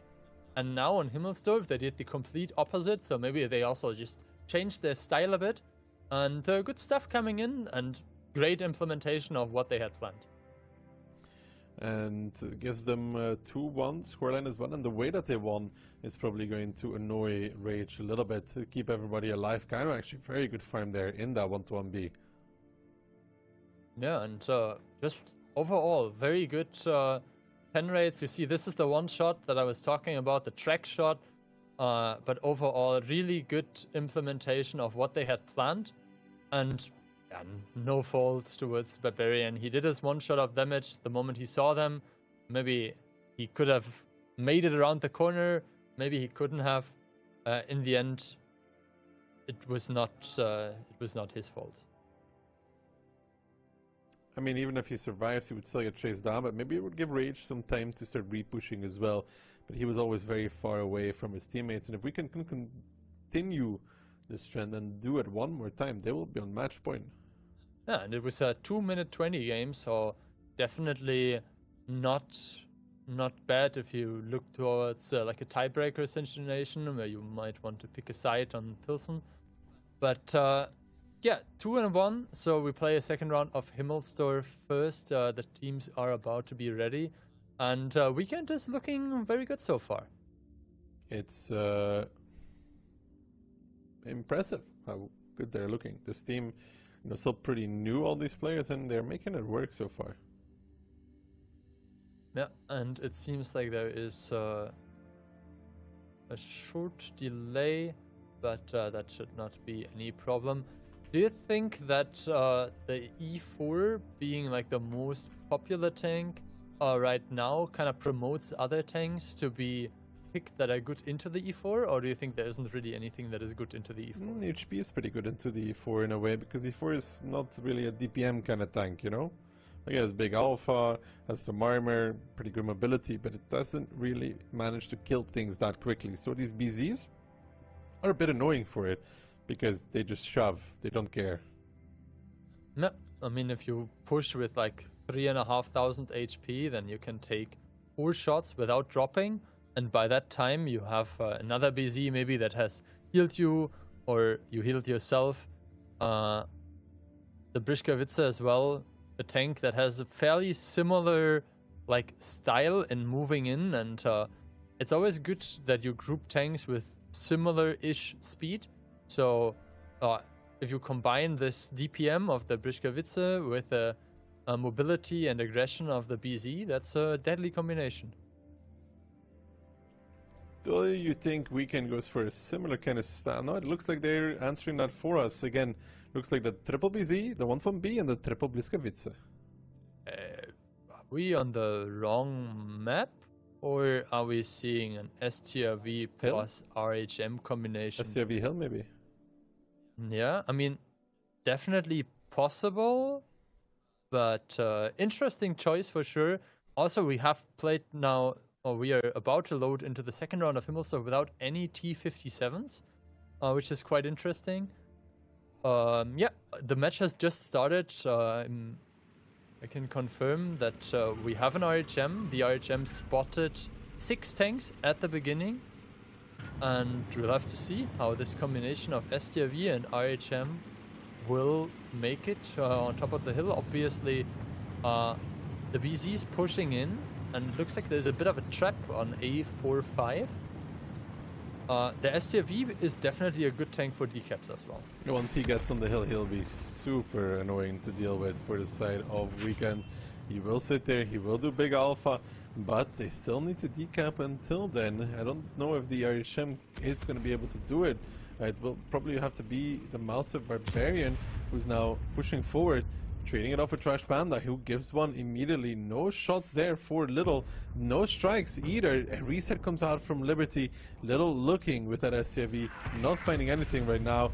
The big alpha on towards Barbarian, the strike as well, the extra peaks, the damage. The Blitzkowitz of Ice now surrounded, but Trash Panda and Vladislav probably need to push here together with Kano. Just go for it, go forward, push around that corner, try and get something out of this.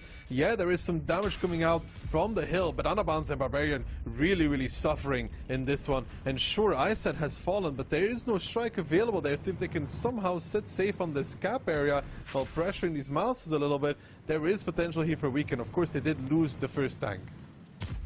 Yeah, the HP is still looking good for them. You mentioned it, another good trade there from Trash Panther. Vladislav needs to be careful. He has not spotted the Fosh B in the back. Now the Fosh B is spotted, unloading immediately, but the HP share is fairly good for those two tanks there. And if Trash Panther might be able to just pick up the kill now. Aims for the turret cheeks, not able to penetrate. Good shooting there, good crossfire. Kano now again bouncing. Barbarian will be able to put in one more shot. So a bit sloppy play here, and you can see this is being rewarded on the side of Rage with a 4000 HP advantage now. Yeah, all of a sudden this swings completely in the favor of the boys of Rage. The STRV even getting some shots from that zero line, Little even picking it up, and this push on towards the Mouses, Phil, I would say it was a bit too slow. They had an opportunity when they were in B3. They didn't go for it. They let them pull back all the way to A5, into the Fosh B, even into the STRV, and Rage are benefiting to the maximum from that. Yeah, and Little now coming in with the STRV as well to help the reloading Fosh. Good block there by Mindbreaker, making sure that Clownsick does not get around the corner. And that's kind of the cashback or Rage team that we were expecting to see. Very well coordinated, well executing, and yeah, to both our surprise, with a bit of an innovation here, the STRV plus RHM combination. And the score is 2-2 now. That means we are down to a best of 3, and we'll definitely get a bit closer to a potential tiebreaker. It's, yeah, I thought Weekend had that actually. I feel like they really could have just plowed onto the Mouses earlier, taken them out, and then play from that point on. Yeah, but they didn't, and the Fosh Bs really put the hurt in the moment the repush came. I don't think the bounced shots in the end on Barbarian made the biggest difference. Could have made it look a bit closer, but I think it was a 7-1 in the end, only dropping Barbarian, who was being pushed on from the start. So yeah, Little with 3000 damage, not too bad. The RHM finding some kind of use as well, but shout out to the players in the Fosh, especially 5.9k and 2 kills by 16, 16, 15 shooting, and 12, 12, 11 also great stuff there coming in from the two Fosh B players. Yeah, and even the STRV doing a pretty decent amount, 3k. You know, the STRV on the hill, Phil, if there's no hill from any team, is actually pretty good. Yeah, I mean, they obviously know how to play around the tank and make sure that it's not just a tank that is separated and out of game. Also, the moment they left the cap, Little relocated. You saw him pick up, I think, the kill on the 1-1B as well. So helping there with some additional crossfire. Yeah, they made it work, and I'm happy to see that there's this kind of like creativity still happening. Now, going into Cliff, though, it will be very, very action-packed, which looks like it is what Weekend is going for. Yeah, I mean, they picked this map. They could have also banned it instead of Muravankar on pick number 5. If they would have said, we don't want to play this map against a team that is very well known on this map, but they didn't. They picked Cliff. They're so far very, very good with their things. Quickly checking the stats from the Swiss stage, they played 3 rounds on it, won 2 of them. Rage went 3 out of 5, so also not bad. And Cliff, I've seen a couple of interesting things. We've seen, I think it was a double griller approach. We saw like a triple light tank approach, which I did not like at all. And I think the FV was an interesting choice by Hit and Run. Yeah, the predictions of all over the place. I think everyone but you in this case can still be right, as it's 2-2 right now. But I think you wouldn't mind losing for the sake of getting a good match and Weekend showing up in the manner that they are right now as well, right? I just do predictions for fun, you know. There's no skin in the game here. I have no such issues like you know, Moff trying too hard, but trying hard is what both these teams will do on Cliff. Rage coming in with 5 BZs, a Bat, and an Udes. Yeah, I mean 5 BZs on either side so far. We see Trash Punter and Kano being the odd ones out. I would say the Centurion is kind of like the tank that is replacing Liberty and the Udes. But definitely Betched and Briskowitz as the damage dealer DPM tanks. I think the Briskowitz is a bit harder to focus out, but if the Betched makes the right moves and maneuvers around its heavier bodies, it can be very deadly, and the mobility of the tank combined with the clip potential is definitely something that you want to have towards the later stages of the games as well. Both teams going towards the middle of the map. It's 7 middle versus 7 middle, but Brainbreaker splitting off around while the X is covering from behind. I'm not sure who has the better position as of yet in this current situation. We can hitting those early shots and getting that Bliskowitz in position is going to be pretty impactful as well. Yeah, you can see the Betched getting around, and we'll have to see if the Centurion is really able to contribute and keep the ability alive, because right now it looks like the Centurion that was kind of left behind is not able to farm into the full HP little there.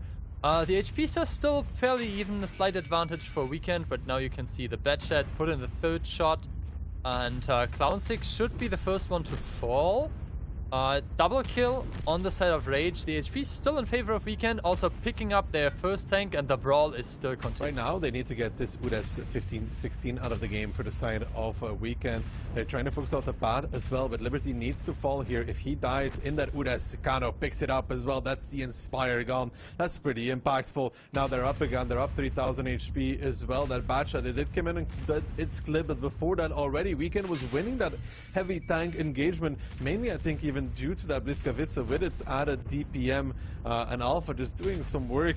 Now back onto a 4-on-4, but it's a 4-on-4 where the Inspire is still rocking and rolling, and the Inspire is very, very important in these kind of fights. Good focus fire on towards Little, leaving Aka, Mindbreaker and Brainbreaker as the last 3 left, but with half the HP and a gun down, it is going to be Weekend that will be putting themselves on match point.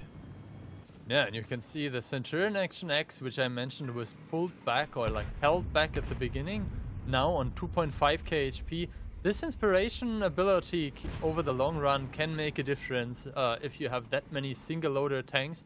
So you just get your shots out a bit faster, you have a bit easier time aiming and everything, and we can make it work. Good stuff, and this could have went either way, and they just executed well as well. It was not just about tactics, it was also about the individual player skill, making the shots, also focus fire, so collaboration. So we have seen a lot of good stuff from Weekend, and I'm positively surprised.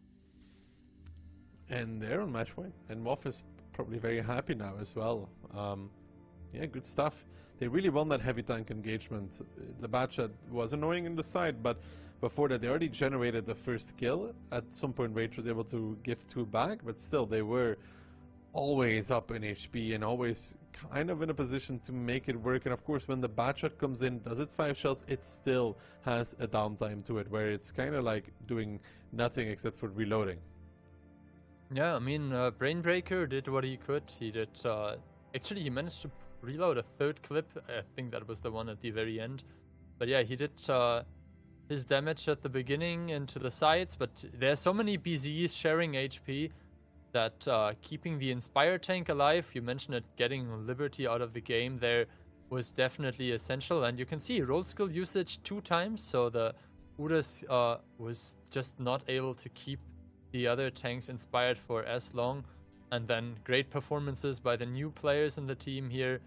All 3 of them, Trash Panther, Vladislav, and Iset with, yeah, really good shooting. Nonetheless, we can do this one more time. I mean, they will have to, but they definitely have 1 round, which they would be allowed to drop. And I was talking to Sunshine, the captain of the team, earlier today, and I was asking him for his prediction of the match, and he was very respectful. I was jokingly saying that they can, you know, show up and just 4-0 them if they come in with the confidence that he is having on Discord. But he was saying, yeah, he's expecting a 4-2 victory. So he was definitely paying respect to Cashback, and definitely something that could happen. It would be very interesting, especially looking into the future if Rage looks here, because, you know, they were always the top dog Ukrainian team.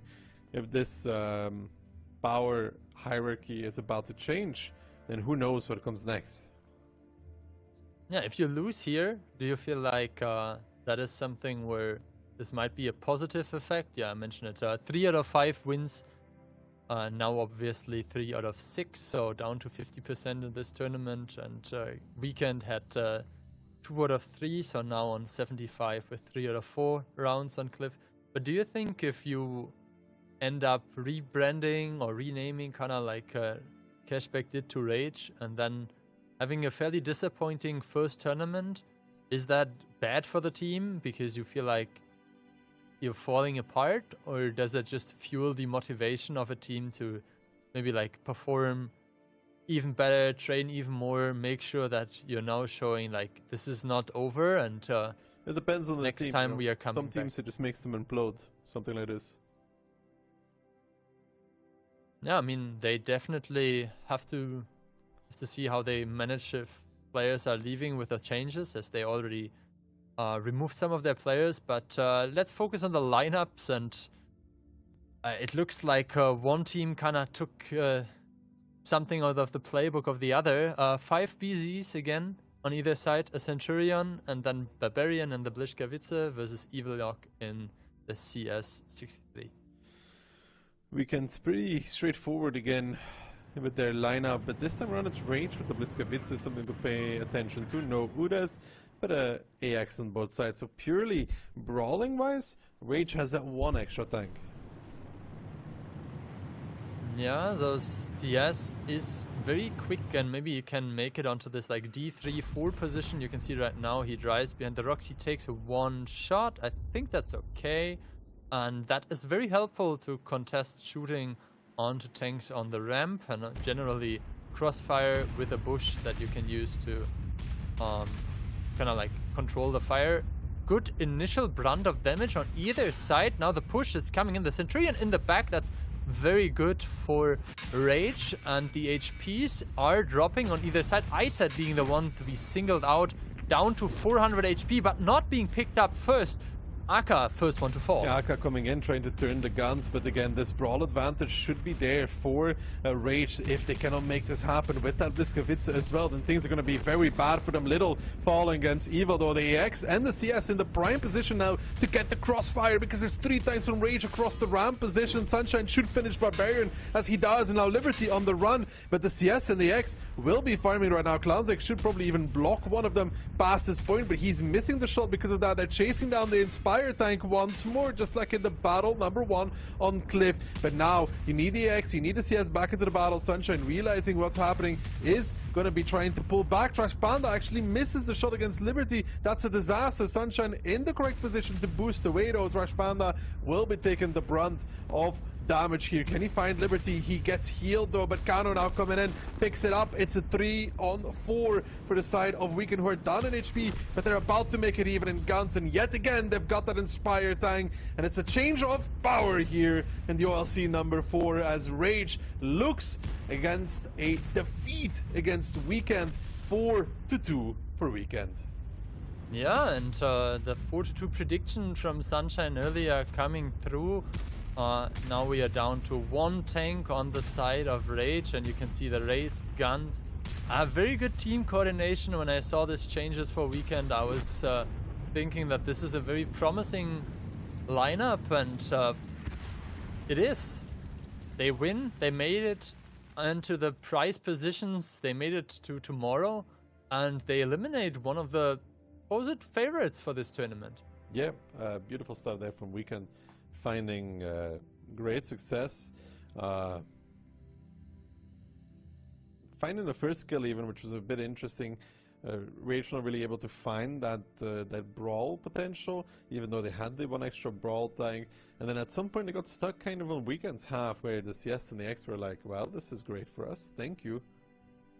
Yeah, and if you have the CS that is completely separated, just position-wise, but has the ability to kind of like put in the herd one by one, even put in a couple of strikes as well, and you can't focus out either the Centurion or the CS.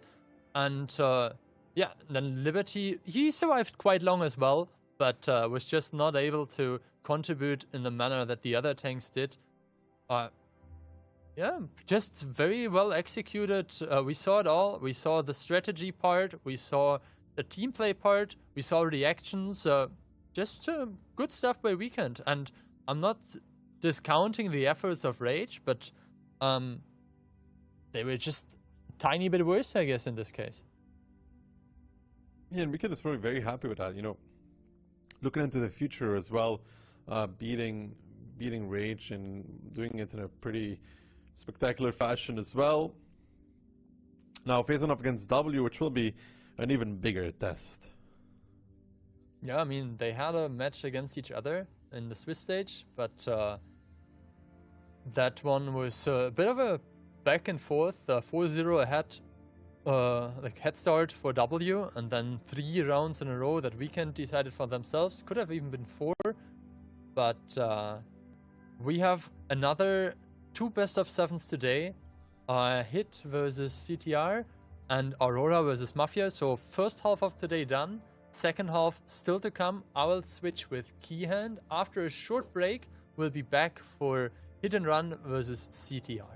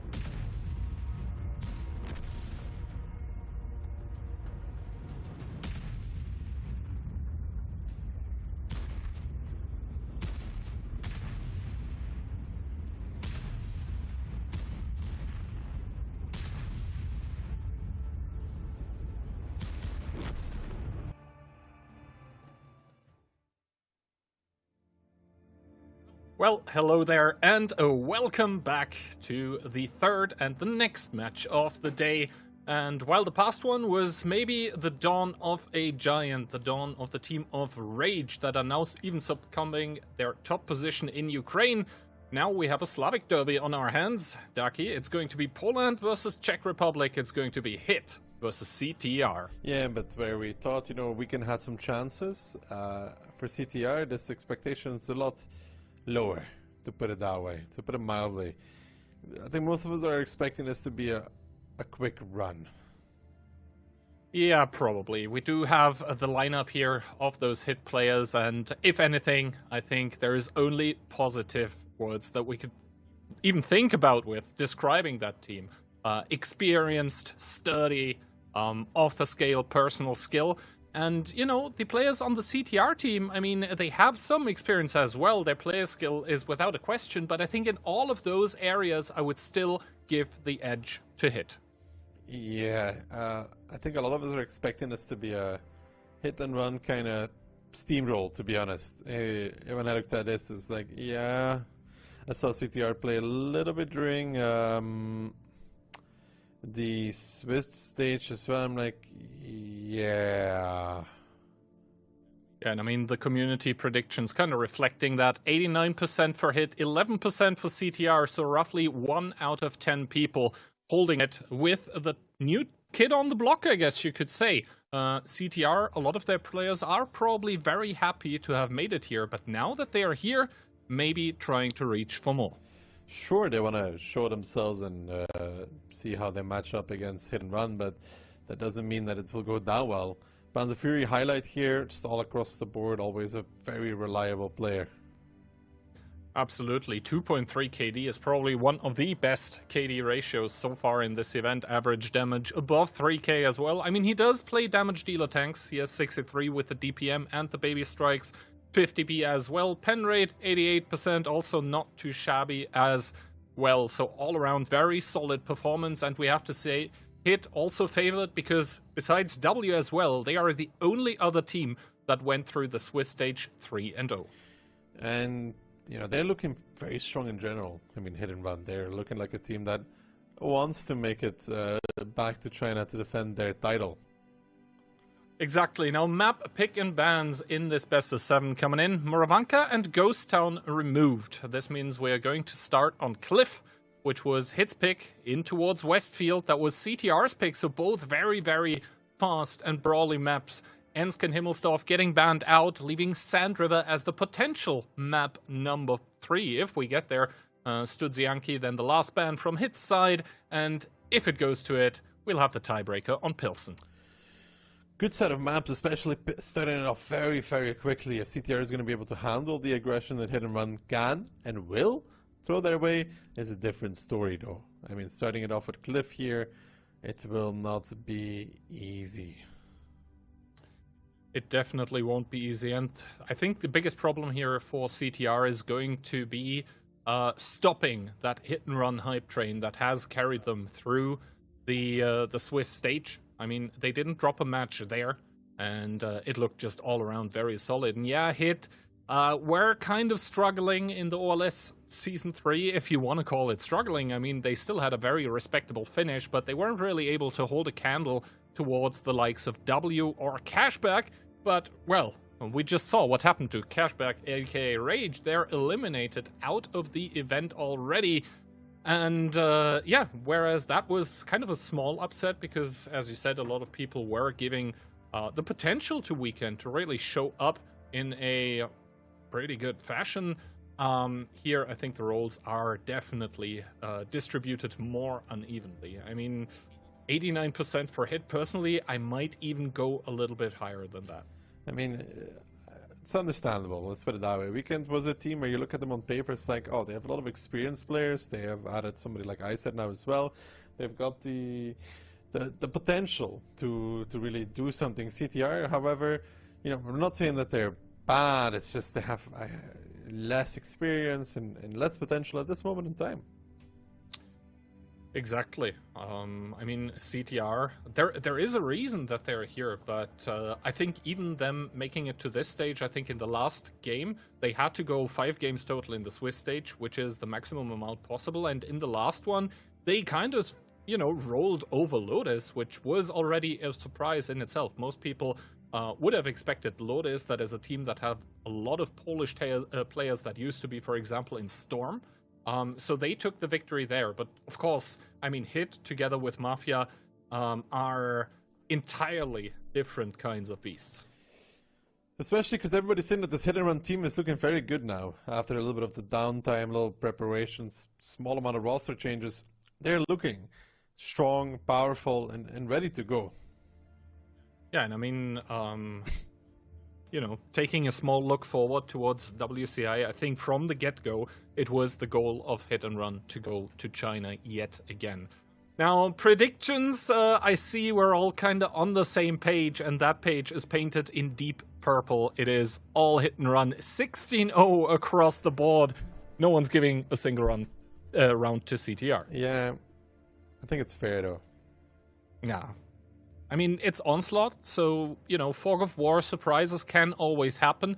Maybe CTR. Of course, there's a lot more streamed matches by Hit and Run, so there is the possibility for CTR to take a look at a lot of the games that Hit have played and maybe draw some conclusions, maybe try to counter.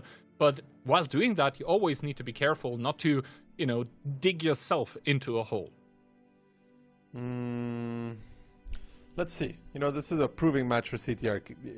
Anything. If they can take anything, it'd be a success.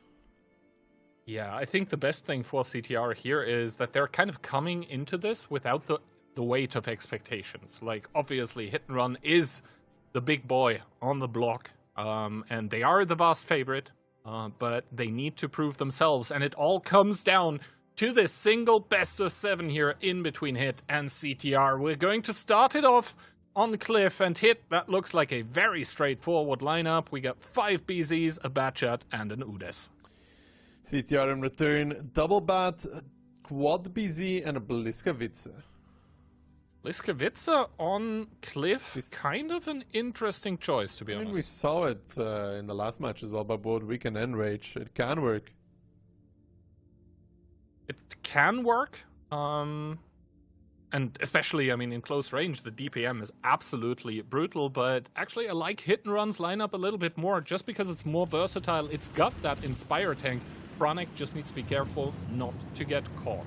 Also selecting the Udes over the Centurion, that's a bit more alpha, a bit more hold-down capability, but sometimes that tank can quickly burn to a crisp, as we see CTR sending the BZs, and seems like Koidicek in that Bliskavice towards the middle, while the double Batchat is going to make a sneaky run around the hill. It's going to be met there by only Ketsai, so Crazy Warrior and Pupa have some big advantage there in that part of the map, but in return, this middle area looks to be Hit and Run's ball game to come out ahead. Panther Fury, the second click, already making the peaks there. Froly and Evo are going to be pushing over. Ketsai is indeed dead, but this gives Hit and Run an opportunity to win the middle of the map. Franek is trying to draw these BZs out, and you can see though Hit and Run reacting almost instantly. DJ is abandoning Franek by the looks of things, and Evo and Froly, they're not chasing down this Udes 1516, which could be a mistake. Exactly, Koidicek is now going to be the focus for the team of Hit, down towards 1700 HP, but DJ with a big shot. The ability of the Bliska has also run out. No damage reduction to come in. He gets one more kill, but that is all before he bites the dust. 2 kills for each team. Now the stop ram being aggressed, Froly trying to make it out, and the BZ will not be doing that. He's boosting up, but he's boosting into his dead. Crazy War now coming back in with his own clip, and Franek being as annoying as possible in that Udes 1516 will still survive, will still draw it out just a little bit further, getting chased down the whole way, still doesn't die, and he has been a real nuisance for this CTR team. He finally falls, but little too late, as the HP is telling its own story. I mean, this is still a head-on brawl here on the approach towards the hill, and Herman, he's trying to hold the door, but I think he is about to succumb to the combined pressure of Pan's Fury and DJ. DJ, though, needs to drop, getting clipped by the Batshot on the downside, so there is a crossfire there, but I think Hit and Run at this point in time, they just are too chunky. That is too much HP. Monster, though, getting clipped by Poopa, who has to switch targets, though. Monster staying alive. Now Pants Fury trying to duke it out with Evo, and on the offside, Crazy War getting chased as Monster falls. Yeah, but it's just Evo and Poopa at this point versus 3 near full HP BZs. Poopa missing the last one. It will be Hit and Run, picking up round number 1. Yeah, sure, Ketsai dies on the outside almost immediately, but that gives them such a massive advantage in the middle of the map. And now it is just up to Hit and Run to get all of those HP back in towards the fight. DJ on 2.4k, still on the lower side, but is not an issue at the moment here for the team of CTR. Click, much rather that one. Takes the first shot by the Batshot. Good focus fire. Is he going to boost in towards Evo? Probably no boost remaining. Target switch by Poopa coming in. Click trying to ram the Batshot, but Pants Fury going towards a 2-shot, and Poopa has exactly 2 shells. The first one connecting. Is he going to do the second one? No! A bounce coming out crucially. I mean, even if Poopa hits that, though, DJ was arriving on full HP, and Click is still pretty healthy as well. It's more of a kind of semantics kind of play at that point, and Click does not miss, neither does Panther Fury. Hit and Run, pick up round number 1. I mean, CTR not looking completely hopeless here, though, but I think it is more the story of Hit and Run recognizing, okay, Ketsai is getting caught on the offside. We immediately need to make the concentrated over push over the middle and find the numerical advantage there. So good reaction by Hit. Yeah. They have a better brawl lineup to begin with, and then you have this double Batshot out of the fight, and, you know, the Udas was extremely annoying. They were going for it, then they stopped going for it, then they went for it again, and I think the Udas did a great job extending his life. Absolutely, and now with the damage numbers in, we can see that, well, the tanks that stay in the fight for longest, especially if you have perfect pen rates like DJ, I think, did, they tend to do more damage. Ketsai there with, well, perfect shooting on his side as well, and probably even some ramming damage. Recognized he wasn't going to be able to do his clip in time, trades himself as well as he can, and gives just about enough time to his team to find that engagement that they wanted and needed in the middle of the map. In return, you see, you know, Froley Woodhawk prefers to focus, don't get to do too much in this kind of battle, and that's the thing. When you're so close, sure you kill one, but in return you're far too easy to get pushed on in return. And I think we saw as well in the later parts of that engagement how powerful that BZ can become. Not only with the heal, but it is also a tank that in the later stages you don't want to continuously engage, because more often than not the tank is going to be reloaded, and, you know, 650 damage, it's not as much as the 750 alpha from, for example, 60 TP or an E4, but over time that really adds up. And if you're not a 650 alpha tank yourself, you're going to be trading worse over time. And time is exactly what those low DPM tanks need. Yeah, and especially, you know, when you don't have like an Inspire tank for CTR, it's already a bit harder. You know, there's no AX, no Udas, which we've seen basically every team play with so far. I do feel like it makes it harder for these BZs. You know, they cannot win their 1v1 anymore. And on top of that, right, Onslaught, the modifiers are there. They're making the gun handling just that little bit better, or that lot better, actually. And that is something that the BZ especially needs. And then having the Inspire coming in from the Udas as well, to just improve all of that a little bit more, it doesn't hurt, to say the very least. Round number 2, though. Seems like all the teams kind of feel like middle is the play nowadays.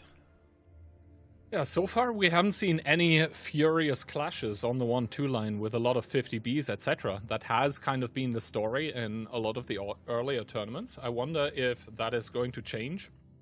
I don't think Hit and Run are looking to really change anything, and yeah, here we see it. 6 BZ75s and just 1 Batshot, so whereas they did have a bit of versatility last time, this time around for Hit and Run, it's just all-out brawling, and Ducky, on that CTR lineup, there is a really big gun. Yeah, the FE4 2005 coming in with a light tank to back it up, 1-1B, Inspire, 50B, and triple BZ, so it's going to be a bit slower from CTR, a bit more control, and praying that Woodhawk hits something. Absolutely. I would really love to see the setup on that FV4005 as well. Which modules exactly he's going to be running. First of all, Woodog is going to set up shop in the base quite naturally. And for hit and run, we once again see 7 tanks towards the middle of the map, and all of them were spotted. That gives a replane to Herman. That's crucial. I mean, Herman might even get a level 2 plane here when he crosses over and then potentially delivers a shot later on. Woodog pops his ability to try and get in position. Herman activates the plane now to get the spot out. And I think Hit and Run realize now that there's nobody here willing to fight. Indeed, Panzfury taking a first shot of damage here, as Woodog had the ability activated to maybe go a little bit faster up the hill, but no one's actually going to cross. And now Franek and DJ coming over. They see Crazy Wall, but Crazy Wall is hold down, and that means the first trade goes in favor of CTR. Herman lets the shot go, doesn't connect. He needs to make sure to keep spotting the crossing. The strike is taken by Froley, so they will find a reset that way. Herman getting clapped by the middle tanks. The reset will come out. Froley now backing off together with Crazy War, but the issue here is they currently don't have anybody in position to reset. So Crazy War and Froley are going to be back in again as Mimi and Pupa look to block the cap. And all this time, Hit and Run still unaware of the looming threat of the 4005. Now the cap's going to get blocked for the time being, but Pupa already starting to pay the price for it. Needs to back off. 18 seconds, a reset coming through. So far, no big connection from that stage 2 that finally, no, has not been seen yet. So they hit and run, I think, at this point in time, still unaware. The HP are going to be even, but now hit with a move over towards the donut. They want to catch the tanks that were providing crossfire, but Froley able to get 2 good shots. Now full donut and hill control for Hit. Those positions are not good for CTR. Well, even the FV starting to cross over. Woodog pops his ability, takes a shot immediately, but he will heal most of this back. Ketsai now arriving in the bat shot as well. Can the FV actually find something? He doesn't want to peek right now. Top ramp being taken by the side of CTR. They are up in HP. Monster looking for the peek there against Woodog. Woodog holding the angle, gets spotted out. I don't think he connected that. He takes a first HE shot to the face, 855. Now backing off. That doesn't look like there's a turbo available for that 4005 whatsoever. Now pops the ability, but Pupa is going to fall. Tisa coming in for the ram, even overshoots it, but Franek will find the kill. Franek will find the kill, and Tsek probably as well finds Pupa here. 2 tanks down for CTR. Still, though, the HP are even, but Herman getting found by Franek, who is down towards a one-shot himself. Maybe Herman, no, actually Franek just drops to his death. So the kills now almost even once again, and now the tanks from the 1-2 line by CTR have managed to close the distance on towards Click, even find the kill. There is crossfire available, though. Yeah, Froley and Crazy were looking to run away once more. They've been playing a game of cat and mouse this whole time, being close, running away, being close again. This 50B now actually going for Ketsai. Can he find the shot? Froley sees the bat. Ketsai finds one. Mimi is also looking at the same time, but Froley will find it. Mimi got the call there. You could see that the kill would be made for him, and it's Hit and Run with 3, but CTR with 5. Yeah, now all of a sudden things looking a lot better for the team of CTR. Up in guns, up in HP. DJ now starting to peek in towards Crazy War, but I think they want to pick up this BZ-75 before the 50B comes off reload. 2 shots and 2 connections. Those are going to remove the BZ from the game, but Froley once again there. One of the players from the old guard able to hold the corner here as Panzfury bites the dust. Now, 2 on 4 and Hit and Run have nothing to go off of anymore. They have double BZ against a whole lot of tanks from CTR. We're also capping.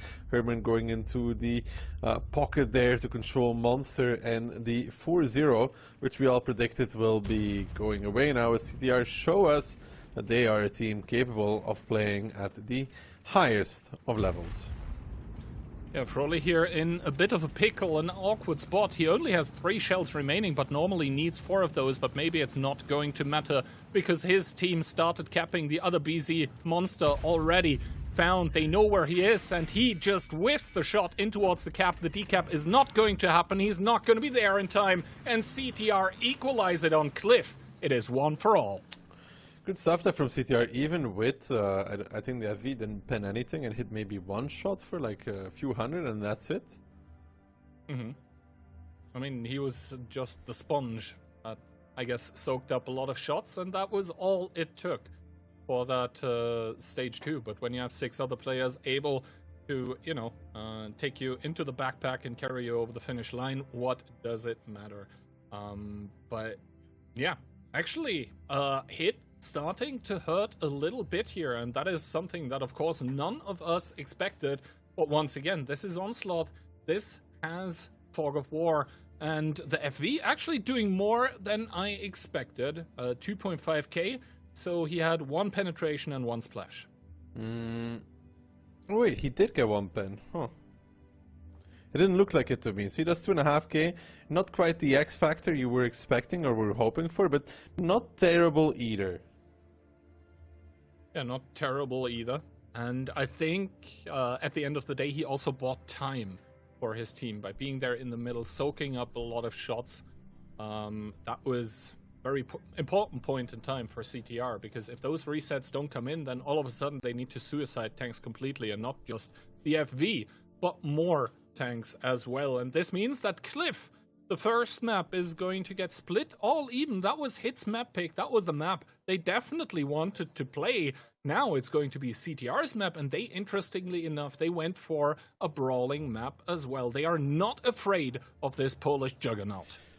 They did a good job of never really taking the fight in the last round, you know, like they hit and run one at the brawl. CTR said, you know what, we're okay without it, and they did a good job at leaving and re-engaging at the right moments in time, finding that success. Westfield, however, it will be a bit harder to achieve this kind of game style. You can play this control-ish style, but it's very hard. Yeah, I think to be able to play Westfield control, you need to be very strong individually, and also your communication game needs to be completely on point. We have seen lesser teams in the past on Westfield just completely getting capped out while they were trying to play control, because while control, when it works, looks very cool, the timings need to be perfect. I mean, it's more likely we see hit and run play with those few light tanks than CTR IMO. Well, let's see what this one holds with all of our predictions in the bin in shambles already. I can't wait for this match to go completely off the rails, to be honest. It could also just be a quick 2-0 for hit and run, and then we're kind of back where we expected them to be. Yeah, party pooper. I'm just saying.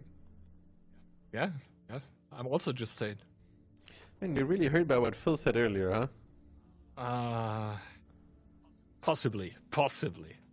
But yeah, let's see how this one goes. I mean, of course, 1 round for each. Nothing is lost yet, but that means one of the most important matches possibly during the year. Remember, this is only a best of 7.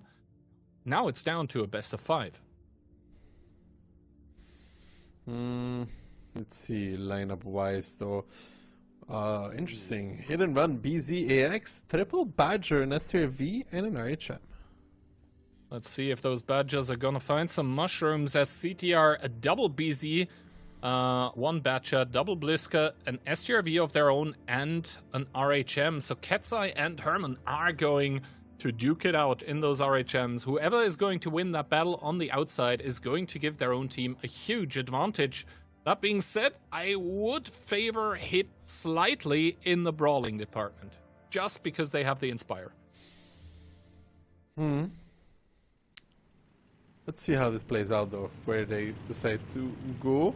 And how many tanks the light tank finds. So 3 tanks spotted for CTR and 0 for hit and run.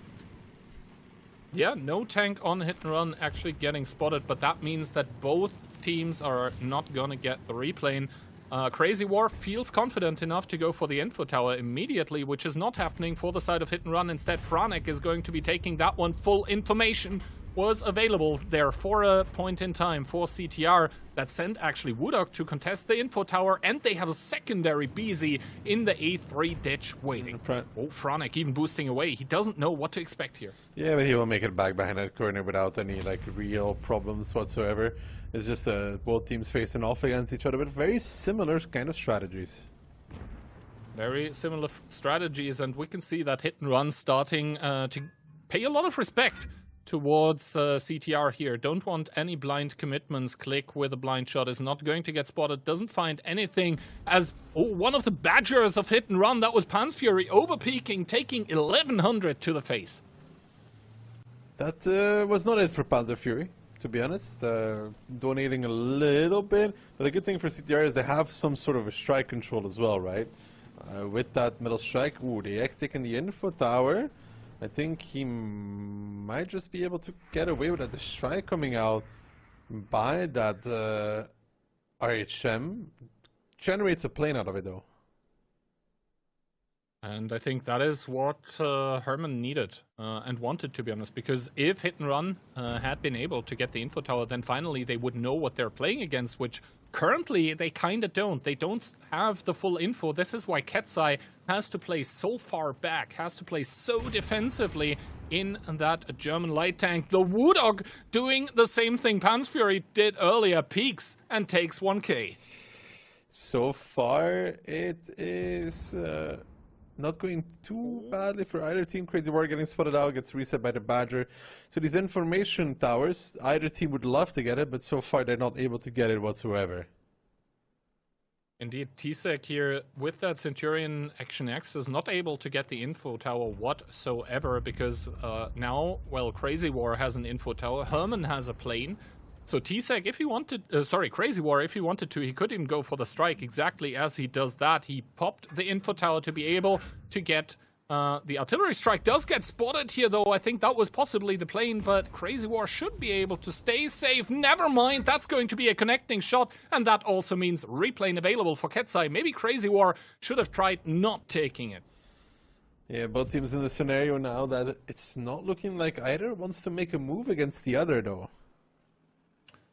Yeah, and I mean, the longer this goes as well, we also have to ask ourselves who has dealt more damage, because that is currently the tiebreaker condition as the Batchat of CTR is able to do another shot here. So still over 7 minutes to go. Woodok maybe considering trying to take the strike again, but, well, if he gets spotted, that's going to be problematic. We have to keep in mind the STRV of Monster does get the increased alpha damage here for being unspotted.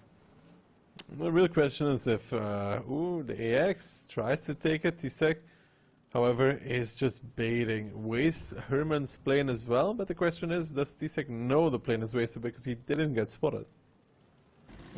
I mean, Herman has the level 2 plane available once again as Woodok gets rotated out, so CTR kind of starting to make the first larger rotation. Froley also looks like he might want to rotate with that BZ-75. Not sure how many boosts those BZs still have available as Froley uses one here.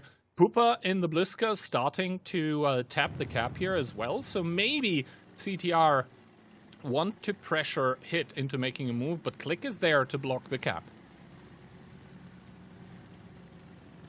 What are they really achieving with moving Froley here, though, if you think about it?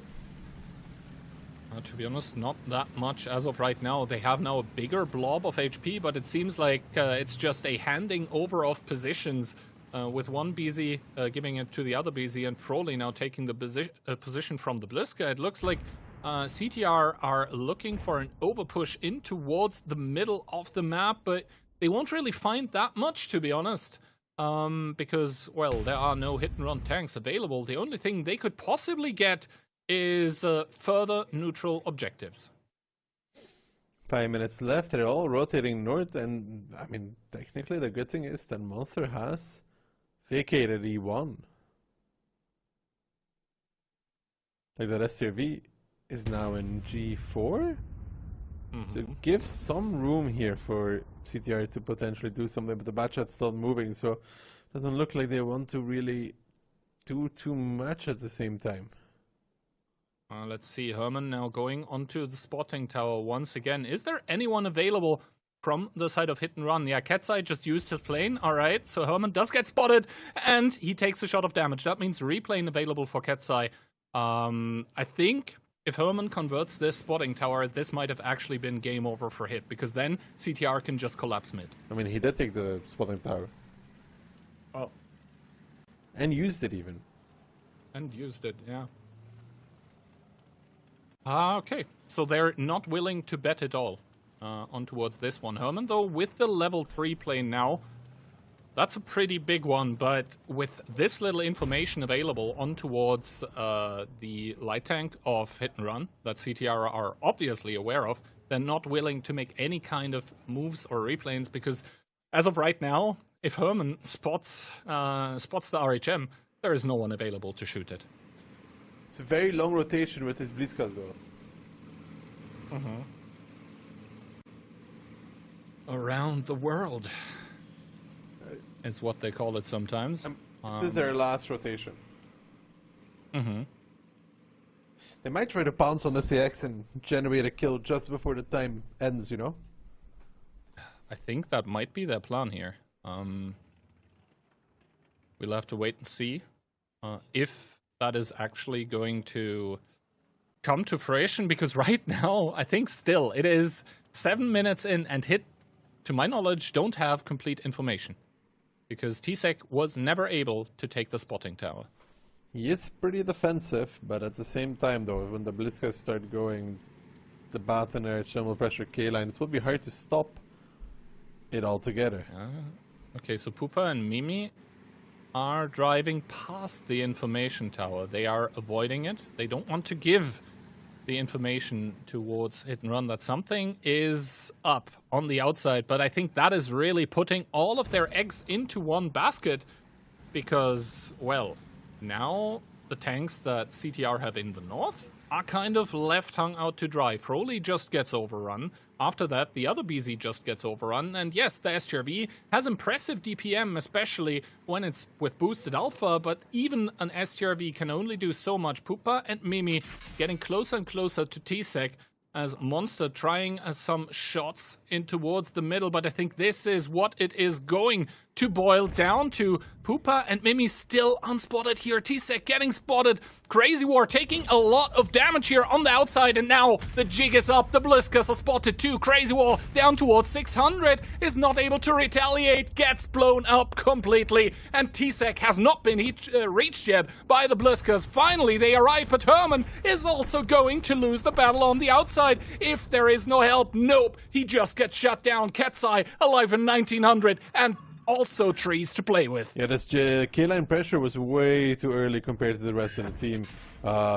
Good shot there on towards Panzer Fury though, but it's not going to matter as Mimi's down low. Froley gives a good shot as well, but with the RHM sneaking up the K-line, this gets spotted out. Mimi gives a shot, doesn't connect it. Panzer Fury is coming in with that Badger, knows he can do it as Franek from the top as well. They can't really stop it anymore, and with time ticking low, it's going to be Hit and Run for show that are going to be making it 2-1.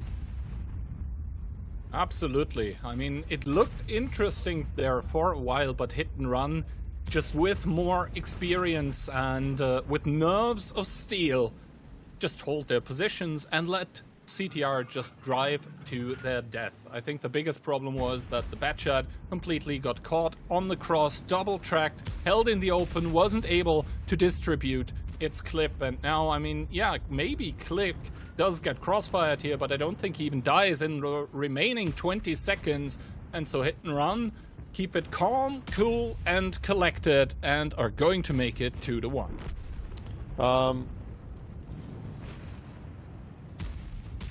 They had the position, but again, this batch at RHM went really too early on the K-line. I guess they didn't expect the AX to be that far back, and that was a rough awakening when they realized. And, you know, the SRV can still cover it as well. But really, I think CTR once again demonstrate that they're not just here to get rolled over. I think if Hit and Run don't draw the Centurion back, then it is actually a problematic situation for Hit here, but well, the fact that Ketsai was able, T-Sec was able to go back, and the fact also that they were able to just demolish the Batchat on the cross, that is what saved Hit here. But for the longest time, it felt like CTR actually had the information advantage. Yeah, and you know, they could have went for the draw as well, though. They decided to try and make the play, and it was not it. Yeah, I'm not sure how much damage either team had dealt, but probably both of the teams were making the calculations, and maybe on the side of CTR, they realized, like, hey, we have actually dealt less damage. We need to try and generate the kill advantage. And Hit, of course, doing the same math, kind of realized the same thing. So they were like, okay, we just have to draw back a little bit. So if they actually push onto us in the last minute of the game, then we don't lose a tank for free, which is at that point exactly what you're trying to avoid. Maybe another play was to go for maximum amount of damage, not sure. When you make this kind of decisive play, you better hope it's right. Yep. But this means now the favorites are once again up in the match 2-1 for Hit. And they're of course not looking to slow down, even though this Westfield kind of was a slow round, but one more for Hit, and they're looking at match points. So CTR, if they want to stay in the match, I think they need this this next round, because otherwise, if it's 3-1 for Hit, and you're playing against back-to-back-to-back match points for them, I don't think CTR is coming back. Yeah, that's why I wanted to curb your enthusiasm earlier, because now we could just be looking at 3-1, and what did we really see? Well, so far, despite them being down a point, I am positively surprised by what we are seeing from CTR, mostly. Of course, Hit is playing, I think, to expectations. They're playing, very cool, to put it that way, but already the fact that CTR took a round, I mean, good for them. And maybe it gets better. It was interesting that they both had the exact same style, though. Some minor differences, tank changes, and here and there, but generally the same idea. This round, though, looks a bit different, but CTR's triple BZ, double AX, and double Bliska. Hit and Run coming in with the, I guess, sort of control lineup once again. They do have the RHM, double Foshby, double Badger, 121B, and BZ75. So I think Hit and Run once again trying to play the long game, whereas CTR are looking for the straight-up overpush. How many tanks are going to get spotted at the start of the game here by Monster? Let's see how many light up, and the jig is up. All 7 tanks, perfect plane. Yeah, that's going to give them everything they need to know to hopefully somehow deal with this. They could have asked for better info, but look at CTR turning in already, hunting potentially that RHM. And those Bliskovitzers, they do have a lot of mobility, but I don't think it's going to be enough to really catch that RHM. That obviously is a super mobile light tank. The plane once again going down on towards Herman and Crazy War. He hopes to get a bit more assistance damage on the cross. That is going to happen. It's not enough so far for a replane, but Monster has evacuated, and this means that CTR, they push in towards nothingness. They look into the void. Pupa gets spotted out immediately. The double push B nail him from behind. Minus 800. The strike coming in as well. Minus another 400. Monster even drops the plane. Pupa gets spotted out. Some more damage will be taken. 328 now from Monster, and CTR really driving around right now. They're on an adventure. They are on an adventure, but so far they are not finding even anything. I think not a single point of damage dealt by CTR, so Hit and Run with a perfect game at this point in time, and double Badger hold down, that is not something you really want to fight at this point in time. I mean, Ketsai is sort of blocking the cap. It's even him that has points right now. Evo also taking a shot on the approach, so things are going from bad to worse. 5,000 HP down already. Now They have to make the decision that will make or break it, but they don't even know about that double Fosh B that could absolutely ruin their day, and that's what they do. Crazy War blows up, down and out. I think for CTR, it's down and out for the entire team as Herman is marching across. He's dead as well. The last ones are also just realizing the trouble they were in. They didn't catch Monster, and after that, the only thing they got is a certain defeat as Hit and Run put order back in business and show strong, and put themselves on match point. Yeah, and the first round on Westfield, it was pretty close. The second one never was here. Even Franek feeling strong enough to take 1600 and still have more HP than Pupa, and well, a quarter of the HP total that's remaining here for CTR. Hit and Run are just so healthy. The Fosh B's off of reload. They're starting to come in as well, and this fourth round in this third match of the day is just going one team's way, and that team is from Poland. The Polish team show us that, you know, they may have lost a round, but they're still very strong. They win out here on Westfield 2-0, and reminding everybody about their strengths. I mean, to be honest, the first three rounds, it seemed like CTR and Hit were kind of evenly matched. This fourth round, yeah, no. Not even close. This was an absolute destruction of CTR, but the good news for them is that at least Westfield is over. They're not going to have to play that map anymore against Hit. Sure, but you know, they still have to play against Hit and Run in general, though. Yeah, that is kind of the problem here, because now it's going to be 3-1. And any team that goes down against Hit 3-1 is going to have a mountain to climb. Yeah, the double Badger just, you know, happily farming from the middle ridges. That is perfect for Pansfury and Ketzai. It was probably a point-and-click adventure for them. The Fosh Bs, they also had some fun clipping out on towards the tanks of CTR. And those were those BZs that we see here with 0 and 622 damage respectively. I mean, not really their fault. They got sent into, well, the fire of the Badgers and then the Fosh Bs as well. There wasn't really anything they could do because Hit and Run just completely read CTR like an open book.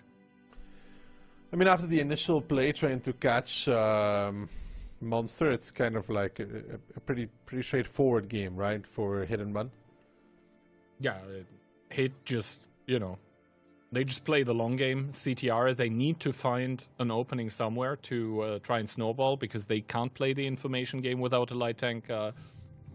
So yeah, Hit playing that one perfectly, especially shout out to Monster with the immediate 7 tank plane at the start. I think that already sealed the deal, to be honest, because from there on out, Hit exactly knew how to play it.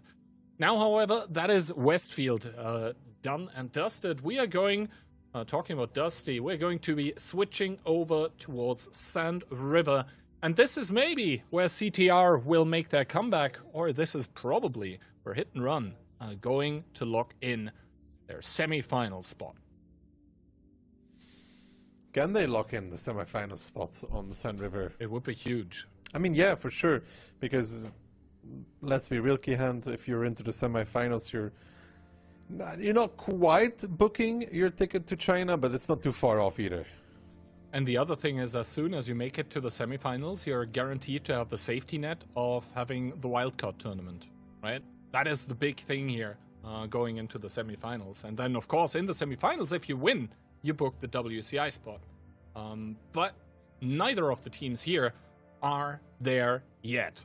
Hit and Run, though, looking for the knockout punch on Sand River, and it is going to be, once again, a very straightforward lineup. Quintuple BZ, a Batshot, and a Centurion. CTR in return, though. Triple E4, an Archem, double bat, and a BZ. Triple E4 pretty rare on Sand River. Not sure I'm the biggest fan of Triple E4 on Sand River. The one advantage that maybe CTR have is that Hit and Run do not have a light tank. That could turn into their face as well. If it turns out into a brawl, then the RHM is not going to contribute as much as, for example, a Centurion or a Batshot. but it might net them the info advantage. But really, Herman only hits a singular BZ here at the start, and that one's going to be DJ. Hit and run moving towards the cap, though, pretty early on with T-Sec and Panther Fury. DJ towards the strike, probably, or maybe through the middle. Ooh. Good counter there. That is a hefty amount of damage. 2 out of 3 of those E4s are going to be connecting, and it was Mimi and Crazy Boar. But yeah, Ketsai sees at least one of them. That's pretty good. He was able to punish. But yeah, Ketsai sees 2, and that is problematic because those were 2 bad shots. Tank advantage currently for CTR, while the HP are in favor of Hit. Hit and run will not be able to really cap here. Pupa trying to boost away DJ through the middle. The E4 is now taking this crown area away from Hit and run altogether. Pupa still boosting, still alive, and these E4s, yeah, now they're starting to work. And those E4s with the meaty alpha putting one more shot in towards T-Sec make that 2 as he drops towards 849. Actually a little bit happy probably even because he took a low roll. And you can really see those BZs, they have bled a lot of HP. Hit and run started with an HP lead. Now there's a deficit, the same as for the tanks. Click now trying to wrap around the south, maybe make Pupa's position inviable to play. But for the time being, huge advantage for CTR as another big hit tags one of those BZ-75s. Broly in the waiting position with the bat shot as well is probably thinking about taking the spawn of Hit here even to be able to fire with a double bush on towards the BZs. Double strike even coming in, and it is going to make both of those BZs one-shots for the E4s. Broly now with the bat shot, he knows he can go on towards the Centurion. He has enough shots in his clip if he goes 5 for 5. So far he's 2 for 2, needs 3 more. He does nail it on the next one. Panzer Fury now down towards Crazy War. Evo picking up T-Sec, Broly picking up Franek, and just like that, it's Hit and Run looking against a 3-2 scoreline from CTR, who are proving themselves to be not the easiest of opponents right now. Absolutely not. I mean, CTR, they do exactly what they need to. They stay alive in this matchup here. And, well, they're going to be absolutely happy with this. And for Hit and Run, this was probably one of those rounds where you're like, all right, GG, it didn't work. Go next. This is a pretty cool round from CTR. Some good counters were done even.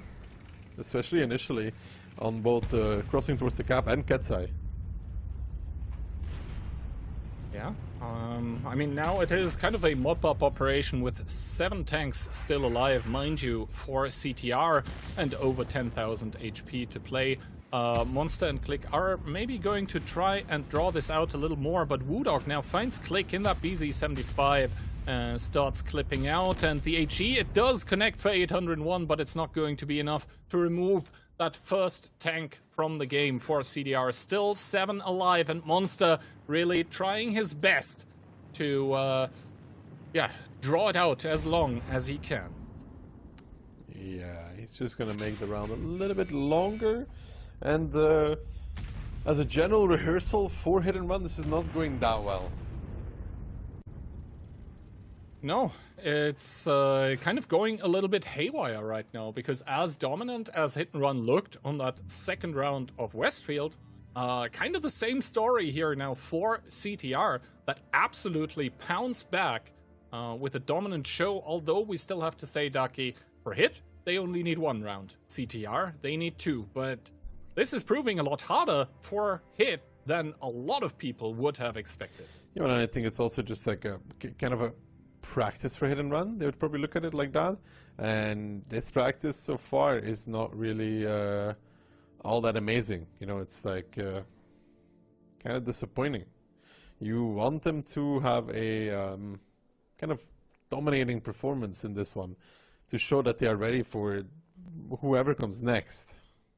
I mean, Hit was probably looking to repeat W's performance, but as of right now, they would probably like to repeat Weekend's performance. And once again, we have to keep in mind how these teams actually got here. Hit and Run was one of the 3-0 teams in the Swiss Sage, and CTR barely managed to scrape in towards the playoffs here.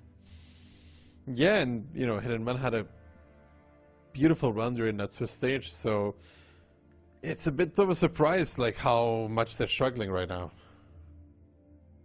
It is kind of a surprise, but then again, if Hit win one of the following 2 rounds, then it is still going to be like, saved, boys, saved. It all happened as intended, but as of now, CTR still with a shot here at the semi-final, and that is kind of crazy. I know that some of the CTR players from the main lineup even aren't here right now. They didn't expect to make it here, so they went on vacation. They did a classic key hand. It's incredible. You're always on vacation, though. Except when I'm not. No, you're always on vacation. Key hand is... I've never seen him online, actually. Every time I send him a message, it's like out of office. No. You gotta compensate those weekends that you're working, right? So... There are working laws protecting workers. I don't know if that's the case where you are, but where I am, you know. I don't know, yeah, it sounds like copium to me, to be honest. Of course, it's huge cope. And maybe one of those teams is going to be hugely coping after the coming round, because before the match, I wouldn't have thought I would be saying this, but CTR just 1 round away from forcing a tiebreaker. It's crazy, to be honest. Actually crazy. I really did expect a 4-0. I didn't fill it in because you guys did it. I really expected the hit and run and everything I've heard about, like how well they're playing now, to come into effect. Well, there is such a thing as, you know, training too much against the same thing. And maybe what happened to them is that, you know, they trained, but it works against other tactics and not against what CTR is playing. Then again, I think we need to keep in mind, 1 more round here for hit and run, and this whole conversation just stops dead in its tracks. I mean, CTR, you could say they were kind of countering with those E4s on the BZ cross, and maybe that's once again what's going to happen here. No E4s this time around, though. It's going to be hit and run with quadruple BZ, a Batchet, a Centurion, and a 430U. CTR, triple BZ, double bat, a CS63, and an UDES to finish it off. So CTR will, again, on Sand River, have the overmatch when it comes to the Batchet. And remember, last round, what happened there to Ketsai actually completely getting blown up in the Batchet of his own. This time around, Ketsai in a bit of a sturdier tank. He's going to be playing the 430U. Both teams also with the Inspire. It's going to be the trade-off in between Centurion and UDES. But now CTR from the western side of Sand River, that to my knowledge actually is a little bit favored.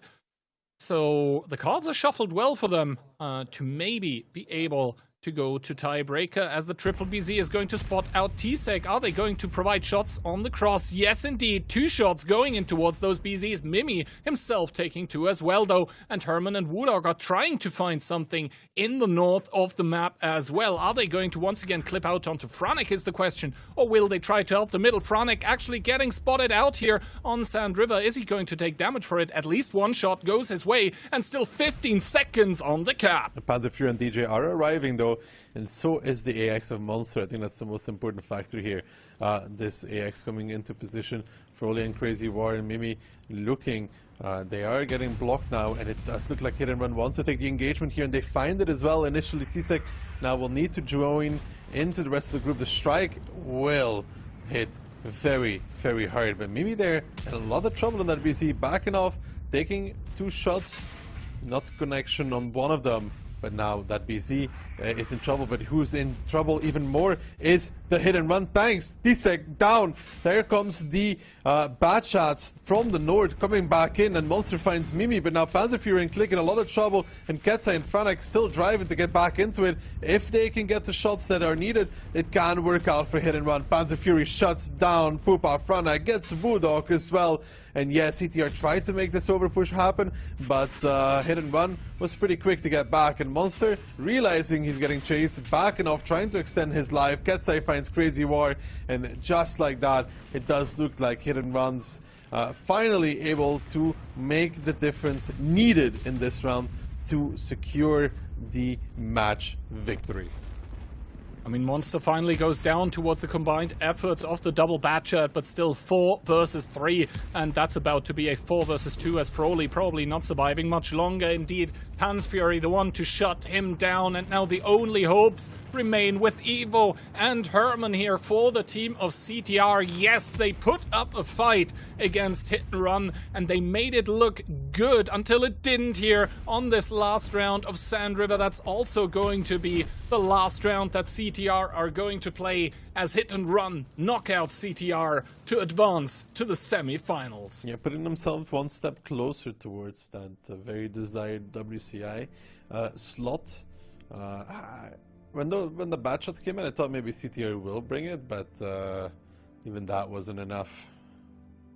Yeah, I think the BZ75s by Hit were just too healthy. Like the Batchat clips, they do hurt, but they take a lot of time to clip out as well, and well, they were just too beefy. There was too much HP to chew through, even for a double Batchat that has help from those BZ75s. So yeah, CTR, I mean, props to them. They were able to put up a fight, and it looked very, very respectable. But at the end of the day, we have the, I guess, kind of expected result of Hit moving towards the semis, CTR getting knocked out. Very unfortunate for them, but you know, if you're Hit, you probably don't want to think about how it happened. You just want to remember that it happened. Yeah, I think for them it was not as good as they would want it to be. And I think for them, indeed, remembering the result as a win and nothing else is the best way forward. Yeah, and we do even see that those Batchats, it looked good when they were coming into clip, but you know, in total they did like 3.7k damage, and the real DPM damage dealer here was actually Evo in that CS63, almost 6k, but it wasn't enough because there were just tanks on the other side of the game that were able to deal a lot more damage a lot quicker. And where does this leave us? This leaves us at 3 out of 4 matches done for today. And Hit, they shut the lid on us getting kind of a second upset here. Instead, it is going to be the expected result, but there is one more match remaining, and well, I mean, between you and me, Mafia is favored, but we just saw what can happen if the supposed, you know, top dog even lets up for a second. Yeah, Mafia is favored by quite a far reach by this against this Aurora team, especially because, you know, this Aurora team has tried many times to qualify. I think it's the first time they're actually able to do it again, to get into like the streamed aspect of the competition. So another moment where we'll have to see how well they perform and what they can do. It's like a kind of a test, like it was for CTR. I mean, for Aurora, really, it's going to be, well, the match of the year for them, possibly. If they make it in towards the semifinals, they are going to be a lot further than a lot of other teams that would have liked to be here, but they will need to get past Mafia. And to be honest, Mafia is one of those top 4, I guess, those big 4, the top 4 from the OLS, but earlier today, we already saw one of those giant fall. It was Rage stumbling against their Ukrainian brothers of Weekend, and we talked about it already. There was like some player switching in between those teams even, so it was very spicy. Now, however, for this next game, we are going to have a Mafia against Aurora. It is going to be Poland versus Germany. Just before we go there, though, let's check out some replays. We'll be right back.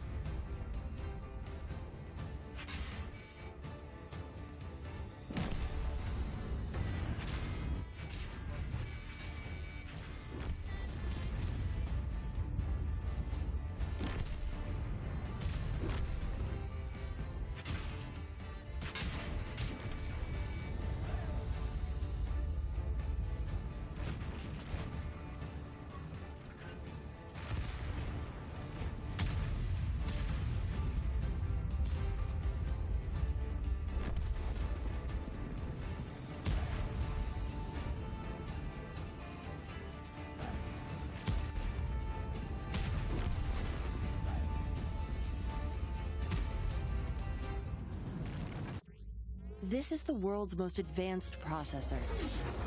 In entertainment, its rendering speeds render other processors obsolete.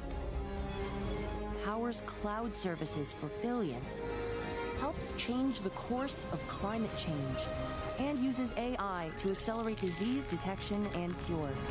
We make the world's most advanced processors, but only with your vision can we advance the world. AMD. Together, we advance. Well, hello there, and welcome back for the last and final match of the day, and it's going to be coincidentally also be going to be the last and final match for one of those teams in the tournament. The hopes and dreams of one of them are going to be shattered, and if the odds and community predictions and everything else are to be believed, that might be Aurora. Yeah, we talked about it before we went to the replays that Aurora, you know, it's going to be like a proving moment for them maybe, but Mafia is definitely the established powerhouse here that will be leading the charge. And this Aurora team, it used to be, you know, Germans only, but they've added some well, not questionable, but interesting additions, you know, with Dani and Verui. Yeah, I mean, Dani, I'm not even sure he speaks German. No. He definitely is Hungarian. And further, while he might be able to understand some of it, I think the primary language for this team now has switched over towards English. And once again, just like with CTR, having Aurora here is a surprise. And that being said, Aurora made it through the Swiss stage 3-1. Yeah. And Mafia, same thing for them, I think. I feel like Mafia had the slightly harder opponents, though. Mm-hmm. I mean, Mafia played against Hit. That's why Hit went through 3-0. And then they won against Rage, which made them go 3-1. And then Rage, who are already eliminated, were able to get the 3-2 as well. So yeah, Mafia, I mean, second best result possible, and they did it against harder opponents. However, in this kind of a small best-of here with the best-of-7, upsets happen. But maybe this one not too likely. Community predictions here, 89% for Mafia, only 11 for Aurora. So once again, we are left with 1 in 10 people thinking that Aurora can make it. I mean, I'm willing to believe, Gihan, if you're willing to believe this kind of story, but it's hard to really see too much of a future for Aurora in this one, if I'm completely honest with you. Yeah, it will be difficult to believe, and you can see also the Mafia lineup here shaved down towards 8 players, and that tells you exactly one thing. Those guys want to go to China and do not want to have the discussion who stays home. For Aurora, Reroll so far has been a standout player, and to be honest, like E50M, damage dealer tank. EBR, not so much, but above 3k damage. Yeah, he's just all around a very solid player that performs and will continue performing as well. He's solid, he'll continue being solid, and he's a good addition to this Aurora team. Not much else to say about it, you know, like, he's solid. Yeah, solid all around, and this is the performance that we have seen from Aurora so far. From Mafia, I think it's fair to say that it is more than solid, especially when they have a standout player like Barkis, almost 2 KD, over 3.3k average damage pen rate, 89%, so close towards those magical 90. And yeah, primary tanks for him, E4 and Fosh B, those are damage dealers definitely. Yeah, those are they're not tanks that are taking the punishment, they're the tanks that do the punishment in that regard. And I think we are kind of seeing a meta shift on a lot of maps towards more E4s, because those tanks with the big alpha, they have no penetration issues whatsoever, and they also have the Juggernaut ability where they're able to just mitigate that incoming damage. So all around, just a good package for Onslaught. Talking about the package, we have a pack of maps here. Pilsen at Ensk being taken out, but we are regardless going to start on a Sipti map. It's going to be Himmelsdorf into Murvanka, so complete switch up that is going to happen. Then Westfield and Studzianki with getting banned out. Ghost Town, our potential map number 3. And then if we get to it, because Sand River was once again banned, Cliff would be the tiebreaker. So a pretty quick and furious set of maps, except for Ghost Town. I like it. I mean, Himmelsdorf always fun to see. Morvanka, we haven't seen it yet. And if it comes down to it, Ghost Town, a big old wide open map, we'll see. As much as it's a test for Aurora, it's also a test for Mafia, because as much of an established value they are, they struggle to really convince. They are kind of like an S- tier team, if that makes sense. Like, they're always able to keep touch with the top teams, but when they go directly against them, they start losing. Just they did here in the Swiss stage against Hit. And there's kind of a rivalry going on between those players, because, well, they're playing together in 15v15, but in 7v7, it's always kind of Hit against Mafia, and Hit, more often than not, takes the edge. And last year, they even took the WCI spot from them, so maybe something to make up. First of all, though, predictions coming in. It's going to be 3 of us, Moff, Phil, and myself, with the 4-1, and you're giving a second point towards Aurora, still though saying it's going to be Mafia to win.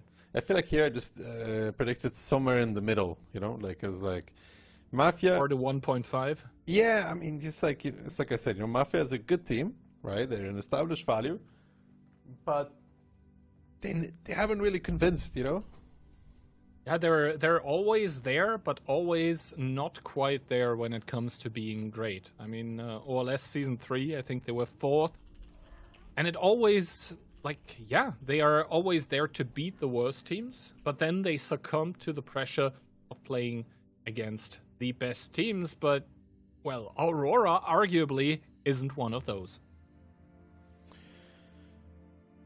Then again, let's see how Aurora performs in this like kind of playoff stuff, because, you know, for Mafia, this is a team they're not used to. Yeah, and I think that is the biggest chance that Aurora kind of have, is that they are sort of an unknown quantity. Is Mafia able to handle the pressure, though? Is Mafia able to handle the unexpected as we go into arguably the most important match for either team of this year, Aurora against Mafia? And we see Aurora coming out with a mouse, a CS, double 4B, and triple E4. In return, Mafia, BZ, CS, Monkey King, and 4 Bliskavitzes. Yeah, I think it's fair to say Mafia are looking for a brawl, and maybe Aurora are going to give it to them, because, to be honest, their lineup also looks like they would like a brawl very much. Especially with Fade and rerolls to go in, take that damage while pumping out the damage themselves, and then retreat, heal up. As the opening by Aurora sending the mouse towards the middle. For Mafia, it's a lot easier. They're sending basically everyone towards 1, 2, and 3 line, and now we see why that CS63 was picked by Kono. He's going to take the outside, and he is going to do it quickly, while Aurora try to form a trap with those double 4Bs, while the E4s on the cross do end up getting spotted, but no damage taken for now. I mean, they are in a pretty good position from the side of Aurora to deal with this. They have 6 tanks basically in position. The Fushbees need to be ready to engage. Lemmy and Baron there holding as well. And now Rex are crossing over, immediately taking 2 to the face. Barker's taking 2 to the face as well. And Yuzak taking 2 as well. Now these Fushbees are starting to repush. Baron running away though gives an opportunity to Mafia to do a lot of damage as well. Driving back in now is the Fushbees into the 1-1B as well. Konrad in that BZ75 is down and out. Baron kind of still on an adventure though in that E4. Rex are getting blocked there a little bit by Orchek, but there comes the 1-2-3 tap, and now Lemmy is surrounded as well. Somehow Mafia is still trading more successfully out of this. Yeah, no, Bark is getting focused out, but that's not going to happen because Lemmy does get focused by all of those tanks that were in the south by Mafia. Now, though, things are a little bit changed because the Monkey King is pushable. Rerolls, though, on the long reload here. Profuse might be able to inspire his way out of the situation, but I don't think he should be able to because Alex is still very, very healthy at the end of the day, though Mafia still with more tanks here in the fight. Only 3 remaining for Aurora. The double Foch B-trap absolutely slams shut into Aurora's faces, and Mafia, the favorites here. Yes, they don't have a lot more HP, but they have a lot more guns. And these E4s at A2 kind of gave themselves back in return, like Lemmy and Baron. Baron just kind of running away and dying along the way anyways. Not too sure, like they had a good initial to deal with this, but they're not sure what could have been better exactly.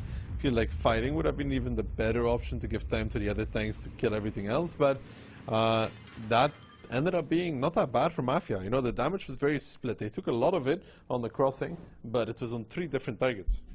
Yeah, like the Foch Bs got to do 3 shots each on the same target, so that's good.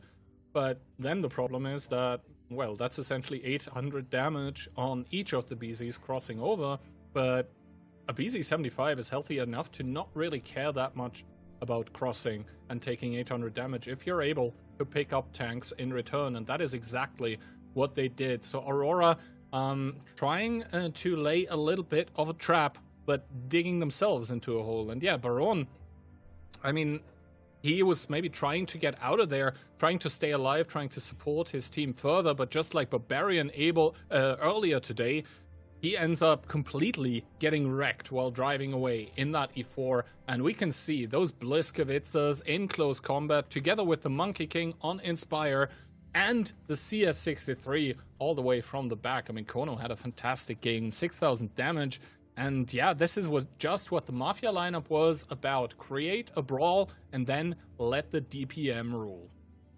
They were able to do that as well. I mean, Conrad is the tank that get pushed on. Ideally, there is no better tank for the BZ to die, right? Shoots once, twice, and dies. It's just a giant ball of HP anyways. It's like having the mouse take all the damage. It's perfect for Mafia.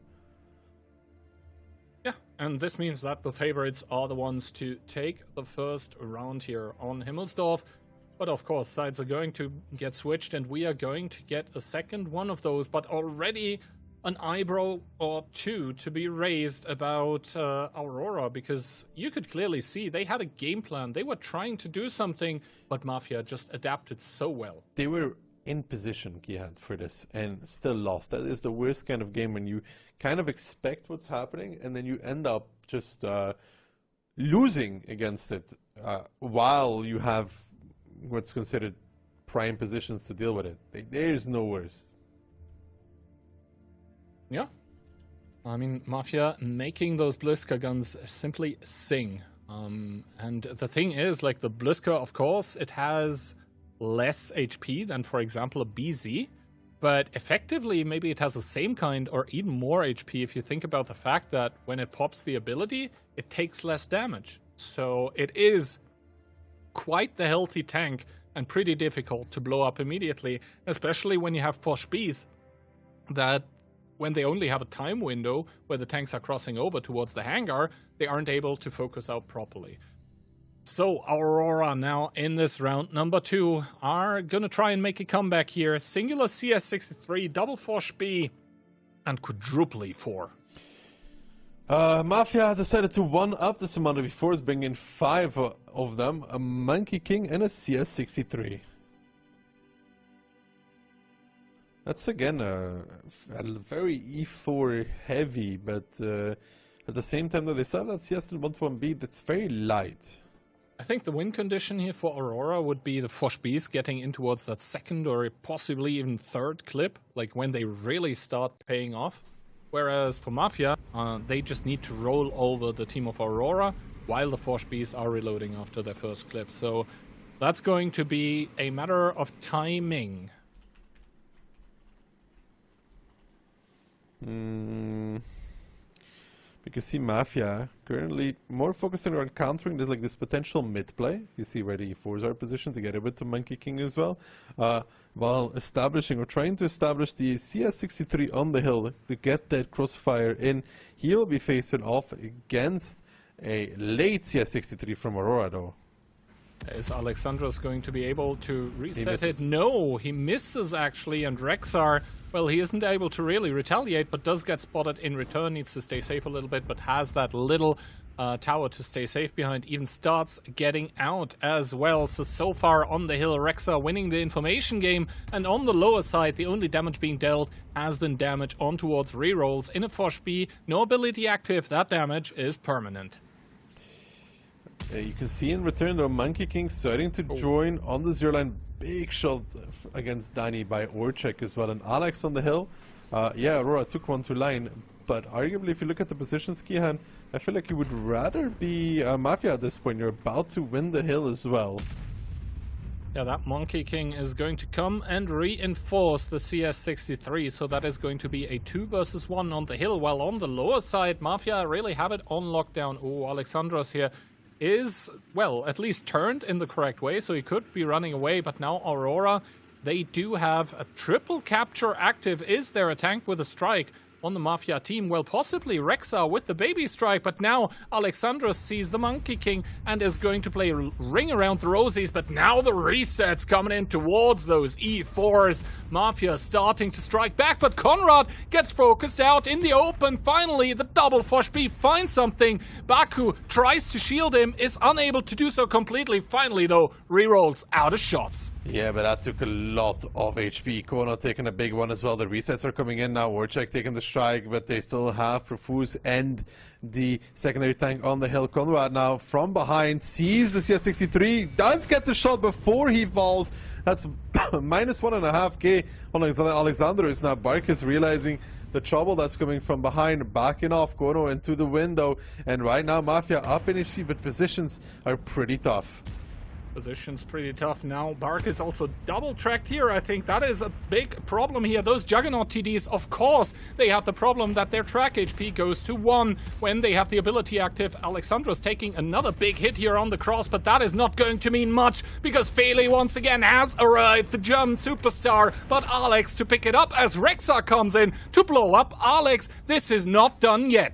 No, especially because Feli's on a readout and it's a long one as well. Good shooting as well from Profuse coming in. A shot from the E4, one more from the Monkey King. Rexar coming out, and this is a dead Fosh B. Rerolls actually in not much of a better position. Wanted to help Feli in this position. It wanted to be close enough to make something happen, but in reality, he's made it so they have another target to go for on that secondary Fosh B. Pops the ability, will survive on a one-shot, will heal back, does get strike, but doesn't kill him. Now he falls to Orchek. That's another tank down, and Mafia starting to get back into it.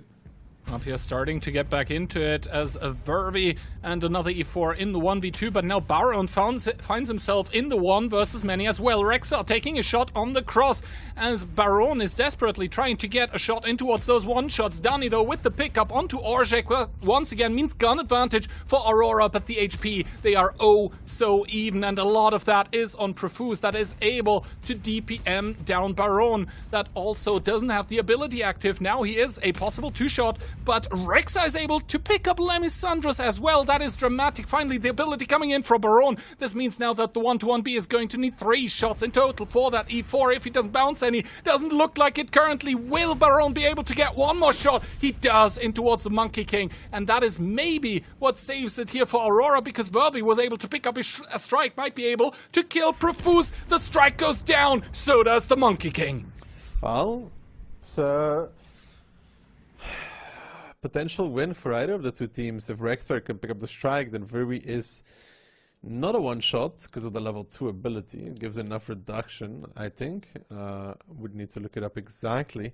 But together with the non-connection, I think, from Danny on the side.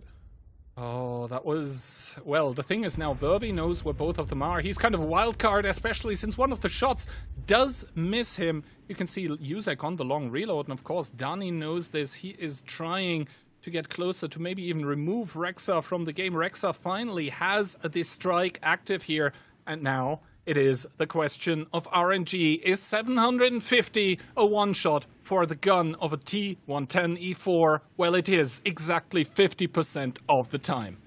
Rexer was holding a good angle, though. Is waiting for Verby to kind of wide peek, but he will not see him too early. I mean, I don't think a big strike here, is enough for a level 1 strike for Rexer. With the ability Does to he get a small strike from the big strike? That's what I don't think so, since the strike nerf, no.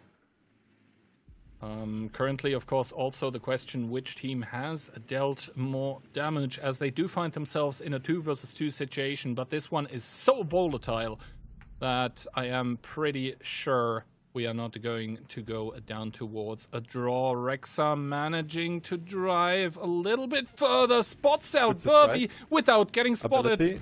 Verby pops the ability and does stay alive on 24 HP, and yes, indeed, 750 is enough for an E4. It does roll exactly average. Yuzek also with a swing and a miss. Aurora now in prime position to pick up this second round. They just don't want to throw it here. Yuzek is backing himself in towards a corner as Verby comes. Verby peeks, he shoots, he scores. It's gonna be one for all. Yeah, a little bit of a bad endgame scenario there for Mafia. 750 was indeed 750. Dies on the crossing with Rexar. Should have kind of expected that. Yeah, especially the fact that before that, Dani also had a shot on towards the CS63 that not sure if it connected or didn't penetrate, but there were multiple ways in this scenario that the CS63 could have died. And now we see the results coming in, and it is, well, essentially damage across the boards for all of the team on either side. I really thought Mafia was going to take this at the end, but that strike from Verby was clutch on the 1-1B, and the fact that Profuse took that one extra shot, right? Absolutely. The fact that Baron is able to deal that one more shot of damage wins them the round because they're able to kill the 1-2-1B, aka the Monkey King. If that doesn't happen, Mafia take the 2-0. Yeah, for sure. But I think Aurora had this game at some point, and then there was this, Philly dying. The incident. It's not. Philly dying wasn't really the problem. It's the problem that rerolls came so close at the same time. Yeah. That though was Himmelsdorf. That was Aurora's map pick, and it goes the way of, well, either team really. 1-1 after that one. Now we're going to go in towards Muravanka. Mafia's pick. They definitely wanted to play this one, and they are going to get it. And Muravanka, I think, is a very difficult map to figure out in the current meta for all of the teams, just because the way that you can play it is there's not just one way, there's 5 per side. Can be played very aggressive, can be played a bit slower as well, but you have to be a really good team to play kind of control, no? Yeah, La Rata is a possibility because, well, the sniper medium strike, the ability income, it was nerfed, but that still doesn't mean that you can't reset, because Muravanka, I think if you figure out the angles on towards the cap, you don't really need any strikes to really reset. You just need to know where to sit on the ridges to have those angles between the houses to shoot into the cap. What kind of style do you think we're going to get from Aurora? Oof, that is a good question. So far, I think they were more trying to play a bit reactionary, trying to counter what Mafia was doing. But I think on Muravanka, it's extremely hard to figure out what a team is going to do. I think Mafia might be a bit limited when it comes to the amount of light tank players. I don't think they, for example, have 4 light tank players on their team, so that kind of limits what they can do with the rat strat. But at the same time, I don't think Aurora does either. Yeah, I'm just curious, but Mafia is not really known for the super quick aggressive plays either, though. Well, let's see. Aurora seemingly have decided on a lineup. It's going to be the triple BZ75, a Centurion Action X, a 430U, a Foch B, and an RHM. But light tank, to be honest, it's there on both sides. Some difference, though, at the same time as well. I mean, you see Aurora with the BZs versus Mafia's 430Us. Mafia in general, a bit lighter as well, because K91 coming in then. But more specialist kind of tanks. Yeah, and those 430Us, I mean, they're a great tank, to be sure, but on Moravanka, how much does that actually help you? Because Moravanka has so many little obstacles that the 430U heat ends up kind of struggling, not against the armor, but against all of those fences, etc. As YOLO gets spotted out, Alexandros so far staying unspotted is probably very happy about that.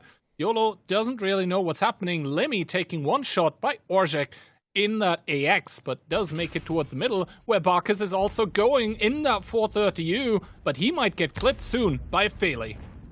Feli still has quite a distance to move in, though. Barkis starts popping that DPM, now popping the button as well. Lemmy will trade it out, but the BZ, not known for its high DPM, he will not win this. He cannot win this. As long as Barkis hits his shots, it will always be Barkis that wins out. And now there's a shot even from the K91, from the 7 line coming in as well. And Barkis will take one more from Lemmy. Lemmy doesn't connect. He falls to Profuse even. And now the BZ, speaking from behind, are not having much better of a story written for them, as Baron and Verbi peek out. They do not find Barkis. They miss him twice even. They're now starting to die. Conrad peeking from above takes a lot of damage in return, though, but Barkis starting to take the strike as well. Verbi down towards the one shot, and now the K91 from the forest, raining in some shots onto towards the sides of these Aurora players as well. They're having a pretty rough awakening on Moravanka. Yeah, and Barkis as well taking the strike now could finish off Verbi if he does get the spot on towards him. Verbi gets spotted. Barkis takes a shot by Baron, but it's not going to be enough. Instead, Barkis kills Verbi with that strike. 2 kills unanswered by Mafia. And they have the cap going as well again. When Conrad goes back into it, they have the K91 still playing the forest, which will win against the 430U. Danny even getting spotted out by Profuse, but it's a full HP K91 versus a already battered and bruised 430U. So another tank that will be picked up for the side of Mafia unless some miracle happens.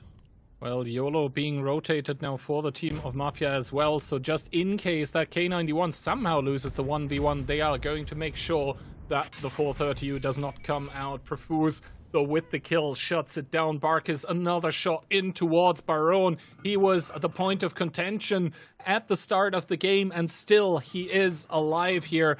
3 unanswered kills now for Mafia that are also up basically double the HP. They're going to take another strike, and Feli with a desperate push now with that Foch B starting to come in. The first shot connects, but it's so many more shots on towards Feli that trades himself out. But he puts his 3 remaining team members into an unwinnable situation. Yeah, the start was just not it for Aurora. I mean, you know, you lose that strike in the middle and then you try to recover and it never really works out anymore. Giving us a 2-1 for Mafia. 2-1 for Mafia, indeed. I mean, clean-up, mop-up operation here in the last seconds of this 3rd round. And yes, Mafia kind of end up fumbling the 2nd round on Himmelsdorf, but here on Moravanka, I think the victor in round number 1 was absolutely crystal clear. Aurora, their opening, it just wasn't it against what Mafia was doing. No, you know, you get that BZ that always loses against the 430U. There's no follow-up. The K91 from the forest even kind of annoying. And after, I think the BZ dies, and then they even miss Barkis with the double BZ, it's always over. Well, and this already spells big problems here, once again, for the team of Aurora, I think, because they were always kind of fighting. Oh wow, 6.9k damage by Profuse. That's very nice. But yeah, they were kind of fighting from a backwards position, being the underdog, and I think in this 1st round here on Moravanka, Mafia really showed why they are the favored team. They had a very strong opening, and there was no counter to the 430U at all available. And to be honest, that's a fairly simple strat to do by Mafia. It's just that, you know, they had a fairly simple strat, but they did do it well, and sometimes that's all it takes. Yeah, but at the same time, you know, basic, but it covered all the bases that needed to be there, especially onto winning that middle part. And, you know, it was good, especially from what we would say is the less favored side. Normally teams should prefer to play from the south. Yep, talking about that, sides are going to get switched now, so does it get easier for Aurora with this? Arguably, maybe not even. So, Mafia, probably very happy. I mean, something like Himmelsdorf, it can always happen. We have to iterate and reiterate again. Even like completely favored teams sometimes lose around against underdogs just because, you know, the fog of war is there, and that means you cannot react immediately from the start towards the enemy lineup, and sometimes it really is what it is and you end up losing the round. But as we saw with the W match, one sometimes is all that the underdog gets. Well, sure, and even that round was a very contested round that Mafia could win. So I'm fully assuming Mafia to pick up the 3-1 scoreline here and just, you know, lock it in. Well, let's see. Mafia are looking to go onto that match point, and for Aurora, once again, it is about equalizing the score to keep the dream alive. And that dream is, of course, booking the plane tickets to China, because that's realistically what's on the line here for both of those teams. Let's see. I mean, yeah, if you win this, you're almost there, to be honest. You're halfway there. Over halfway, IMO. Yeah. You've got like one leg already in the plane. You're basically like a strangler at worst case, you know, like flying in the luggage area. Or holding onto the wheels as it takes off. Let's see if someone's got to do that, or if they will get actual seats in the passenger area. Aurora and Mafia both trying to do that. Double BZ75, an MBY, Centurion K91 430U, and a Forge B, so no light tank for the team from mostly Germany. Mafia in return, doubling the light, Forge B, 430U, AX, IS7, double BZ. For them, quite a bit heavier than the previous round, yeah? Quite a bit heavier, but still that 430U in the lineup for Mafia, and that really was the undoing. First of all, though, only 3 tanks spotted on the Aurora lineup. This means no replane available for YOLO, that immediately drives towards the spotting tower as well. No fear by YOLO here currently, as the Foch B of Feely is going to make a shield for the K91 that looks to pick up that tower, but instead maybe it even was Feely, as the full information was popped immediately. So both teams are going to have that available, but what Mafia has as well is cap pressure. Double BZ indeed on the cap from the south, pretty unorthodox, but they even have the IS-7 to take the strike at some point, and the 430U should be countered from taking that one. The K91 not having one available. He does actually have one available, so he could get a reset when needed. Could get a reset. Then again, though, the tanks on the cap right now are not spotted. Finally, Alexandros coming in. Oh, and taking a shot as well in that MBY. Does not get a reset. The strike, however, has been put. The reset comes in. So for now, so far, so good. Big strikes, though, in towards the forest as well. And that's going to generate a level 3 plane for YOLO, who sees Lemmy and Baron in the 430U and K91 respectively. Bounces a shot, though, so no replane so far. Is Lemmy going to even make it out of there? Possibly. Baron maybe trying to peek as well as Vervi bounces on towards the tanks in the cap. Still, Aurora, they need to get those resets. Yeah, but they might be resetting, but they've been pushed back on the eastern front. The strike now coming out again. We'll find another reset. Baron playing those angles, getting those shots as well, but Mafia still ahead. And YOLO will take the information tower as well, so that's another benefit here for the side of Mafia. And these BZs, yeah, they've taken a little bit of damage, but not nearly enough to be worried about. No, I think they're not worried at all. Rerolls unable to retaliate against Conrad, as well as Dani is looking to make a play. Same for Lemmisandros, but he's going to be driving in towards a very healthy IS-7. Finally, the first shot coming in. Lemmy seemingly shooting AP, able to take off the track off of that IS-7. Now finally the heat gets loaded into the chamber, but Yuzek seems to not be able to win the DPM duel. Of course, that's a 430U. Finally, support comes in towards Lemmisandros here, who brings Yuzek towards one shot, but needs to be very careful himself. YOLO, though, to pick it up, and that means the battle in the middle is all even, because both tanks die. It's looking good for Mafia again. I mean, Fury just explodes.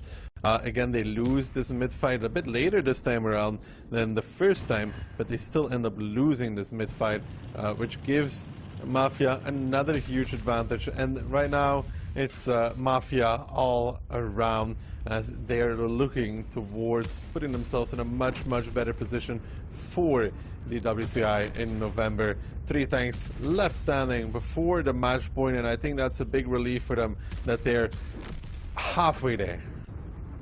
Absolutely. Aurora are not going to have a say in Moravanka at all. Mafia just cleanly drive over them, and that also kind of makes clear why Mafia were picking that map. They were just no discussions here, the better team on it. They're going to go cleanly 2-0, and this means now Aurora is balancing on a razor's edge. Just one more round separates them from tournament elimination. One more round separates Mafia from basically asking their employer for some time off, potentially. Yeah, I mean, as was already announced in the article, WCI this year is going to get a little bit expanded time-wise, so it is going to be a substantial time investment. But let's not get ahead of ourselves. Let's first of all take a look at the post-battle results here by either team, because I think those numbers are in. And once again, the damage spread for Mafia is just very impressive. There is not a single tank in there that doesn't pull its own weight. No, across the board, just a good split. I mean, YOLO having the least there on the light is actually ideal for this kind of matchup. In return, you know, Aurora had so many tanks stuck trying to deal with this gap. Yeah, and the problem, I think, for Aurora as well was that, you know, they were supposed to have easy resets with the heavy tanks that were close to the cap, but they ended up getting punished so hard and not dealing damage at all that at some point in time, the BZ-75s on Moravanka by Mafia, they could just drive out of the cap and just, you know, take the DPM trade and even win it at that point. Once again, good news for a team that's 2 points down is they're not going to have to play the map anymore that they went 2 points down on. Bad news, they're up against a match point. Ghost Town might be where it all ends for Aurora. Could be, and I'm expecting it to be as well. Yeah, Ghost Town, I think, is one of those very difficult maps to play if you're playing against a good team like Mafia, because Mafia have demonstrated that they're comfortable playing control against Aurora. And if anything, I think Ghost Town is kind of closer to Muro than Himmelsdorf, just because of the large amount of information that you have to gain. But then again, both teams very well could be playing a fast cap strategy, but I think they respect each other too much for that. I mean, again, Mafia is not the kind of team to go for a fast cap, but maybe that means they want to surprise them. But in general, you don't think of them as the kind of YOLO-ish team. Yeah, no, normally not. Normally Mafia is true, tried and tested, but normally kind of on the slower end of teams, which isn't necessarily a bad thing. It's just a choice and a style of playing. And they have been pretty successful in the past with it, and they have been very successful, especially against teams that were considered weaker, of which Aurora definitely is one, and so far it's working out for them. Let's see if Mafia actually decides to go for something aggressive here, like to change it up.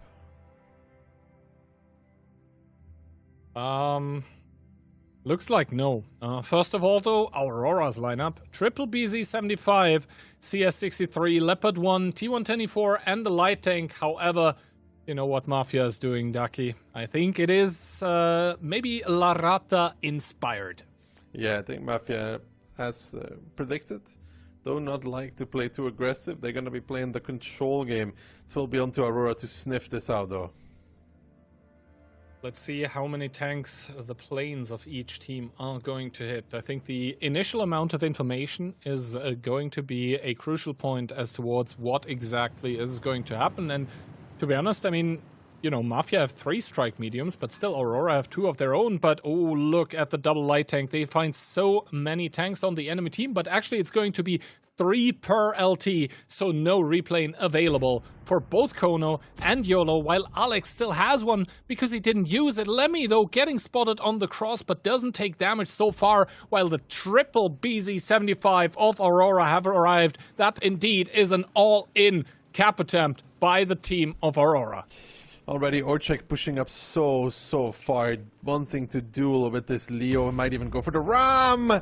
He does, he can, and Baron is going to commit everything to reset here. It is going to be the case. There's strikes coming out, mini strikes actually finding result, as Orchek, of course, with that Ram, did find a reset as well. Found a strike, and the only thing Baron's going to find is the end of his life. As Kono starts picking up the strike again, it will not be enough, but look at that. Orchek has a strike, Profuse has a strike, and that should be enough. That should absolutely be enough, because, well, there was also a big strike now being picked up. That was a small strike on towards Fele, but now Aurora also with one of their mediums not alive anymore. Yusek pretty close to the cap himself, but look at that. It is a plane coming in. This is going to transfer into just more strike, more chip damage. This one hits both of them. That's not enough anymore at this point in time to get another baby strike out of it. But it is resets that are coming in. Now, the next reset is actually going to be the biggest problem here for the team of Mafia, because look at those roll skills. There are none available, but Kono was able to pick up a big strike, and that one's going to deliver the big reset just as Lemisandros falls. Alexandros gets found. This one is going from bad to worse to tragic for Aurora. Yeah, down 2 guns, down half HP as well. It's over, to be honest. Like, you can look at it 100 times if you want to. It will not change the result. This all-in cap attempt doesn't work. You know, Baron trying to reset the strike there, while you're like, oh, look, it's a hero play. Cute. At the same time, there is strikes being generated off of this play as well. Like, Orchek was getting a strike, and there was 2 more players generating strikes as well. And dealing with that amount of mini strikes is very hard.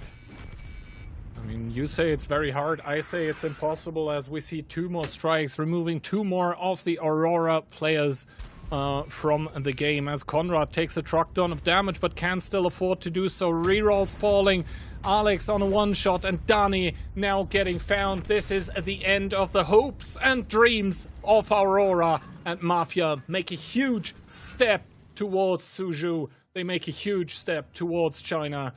Aurora in shambles.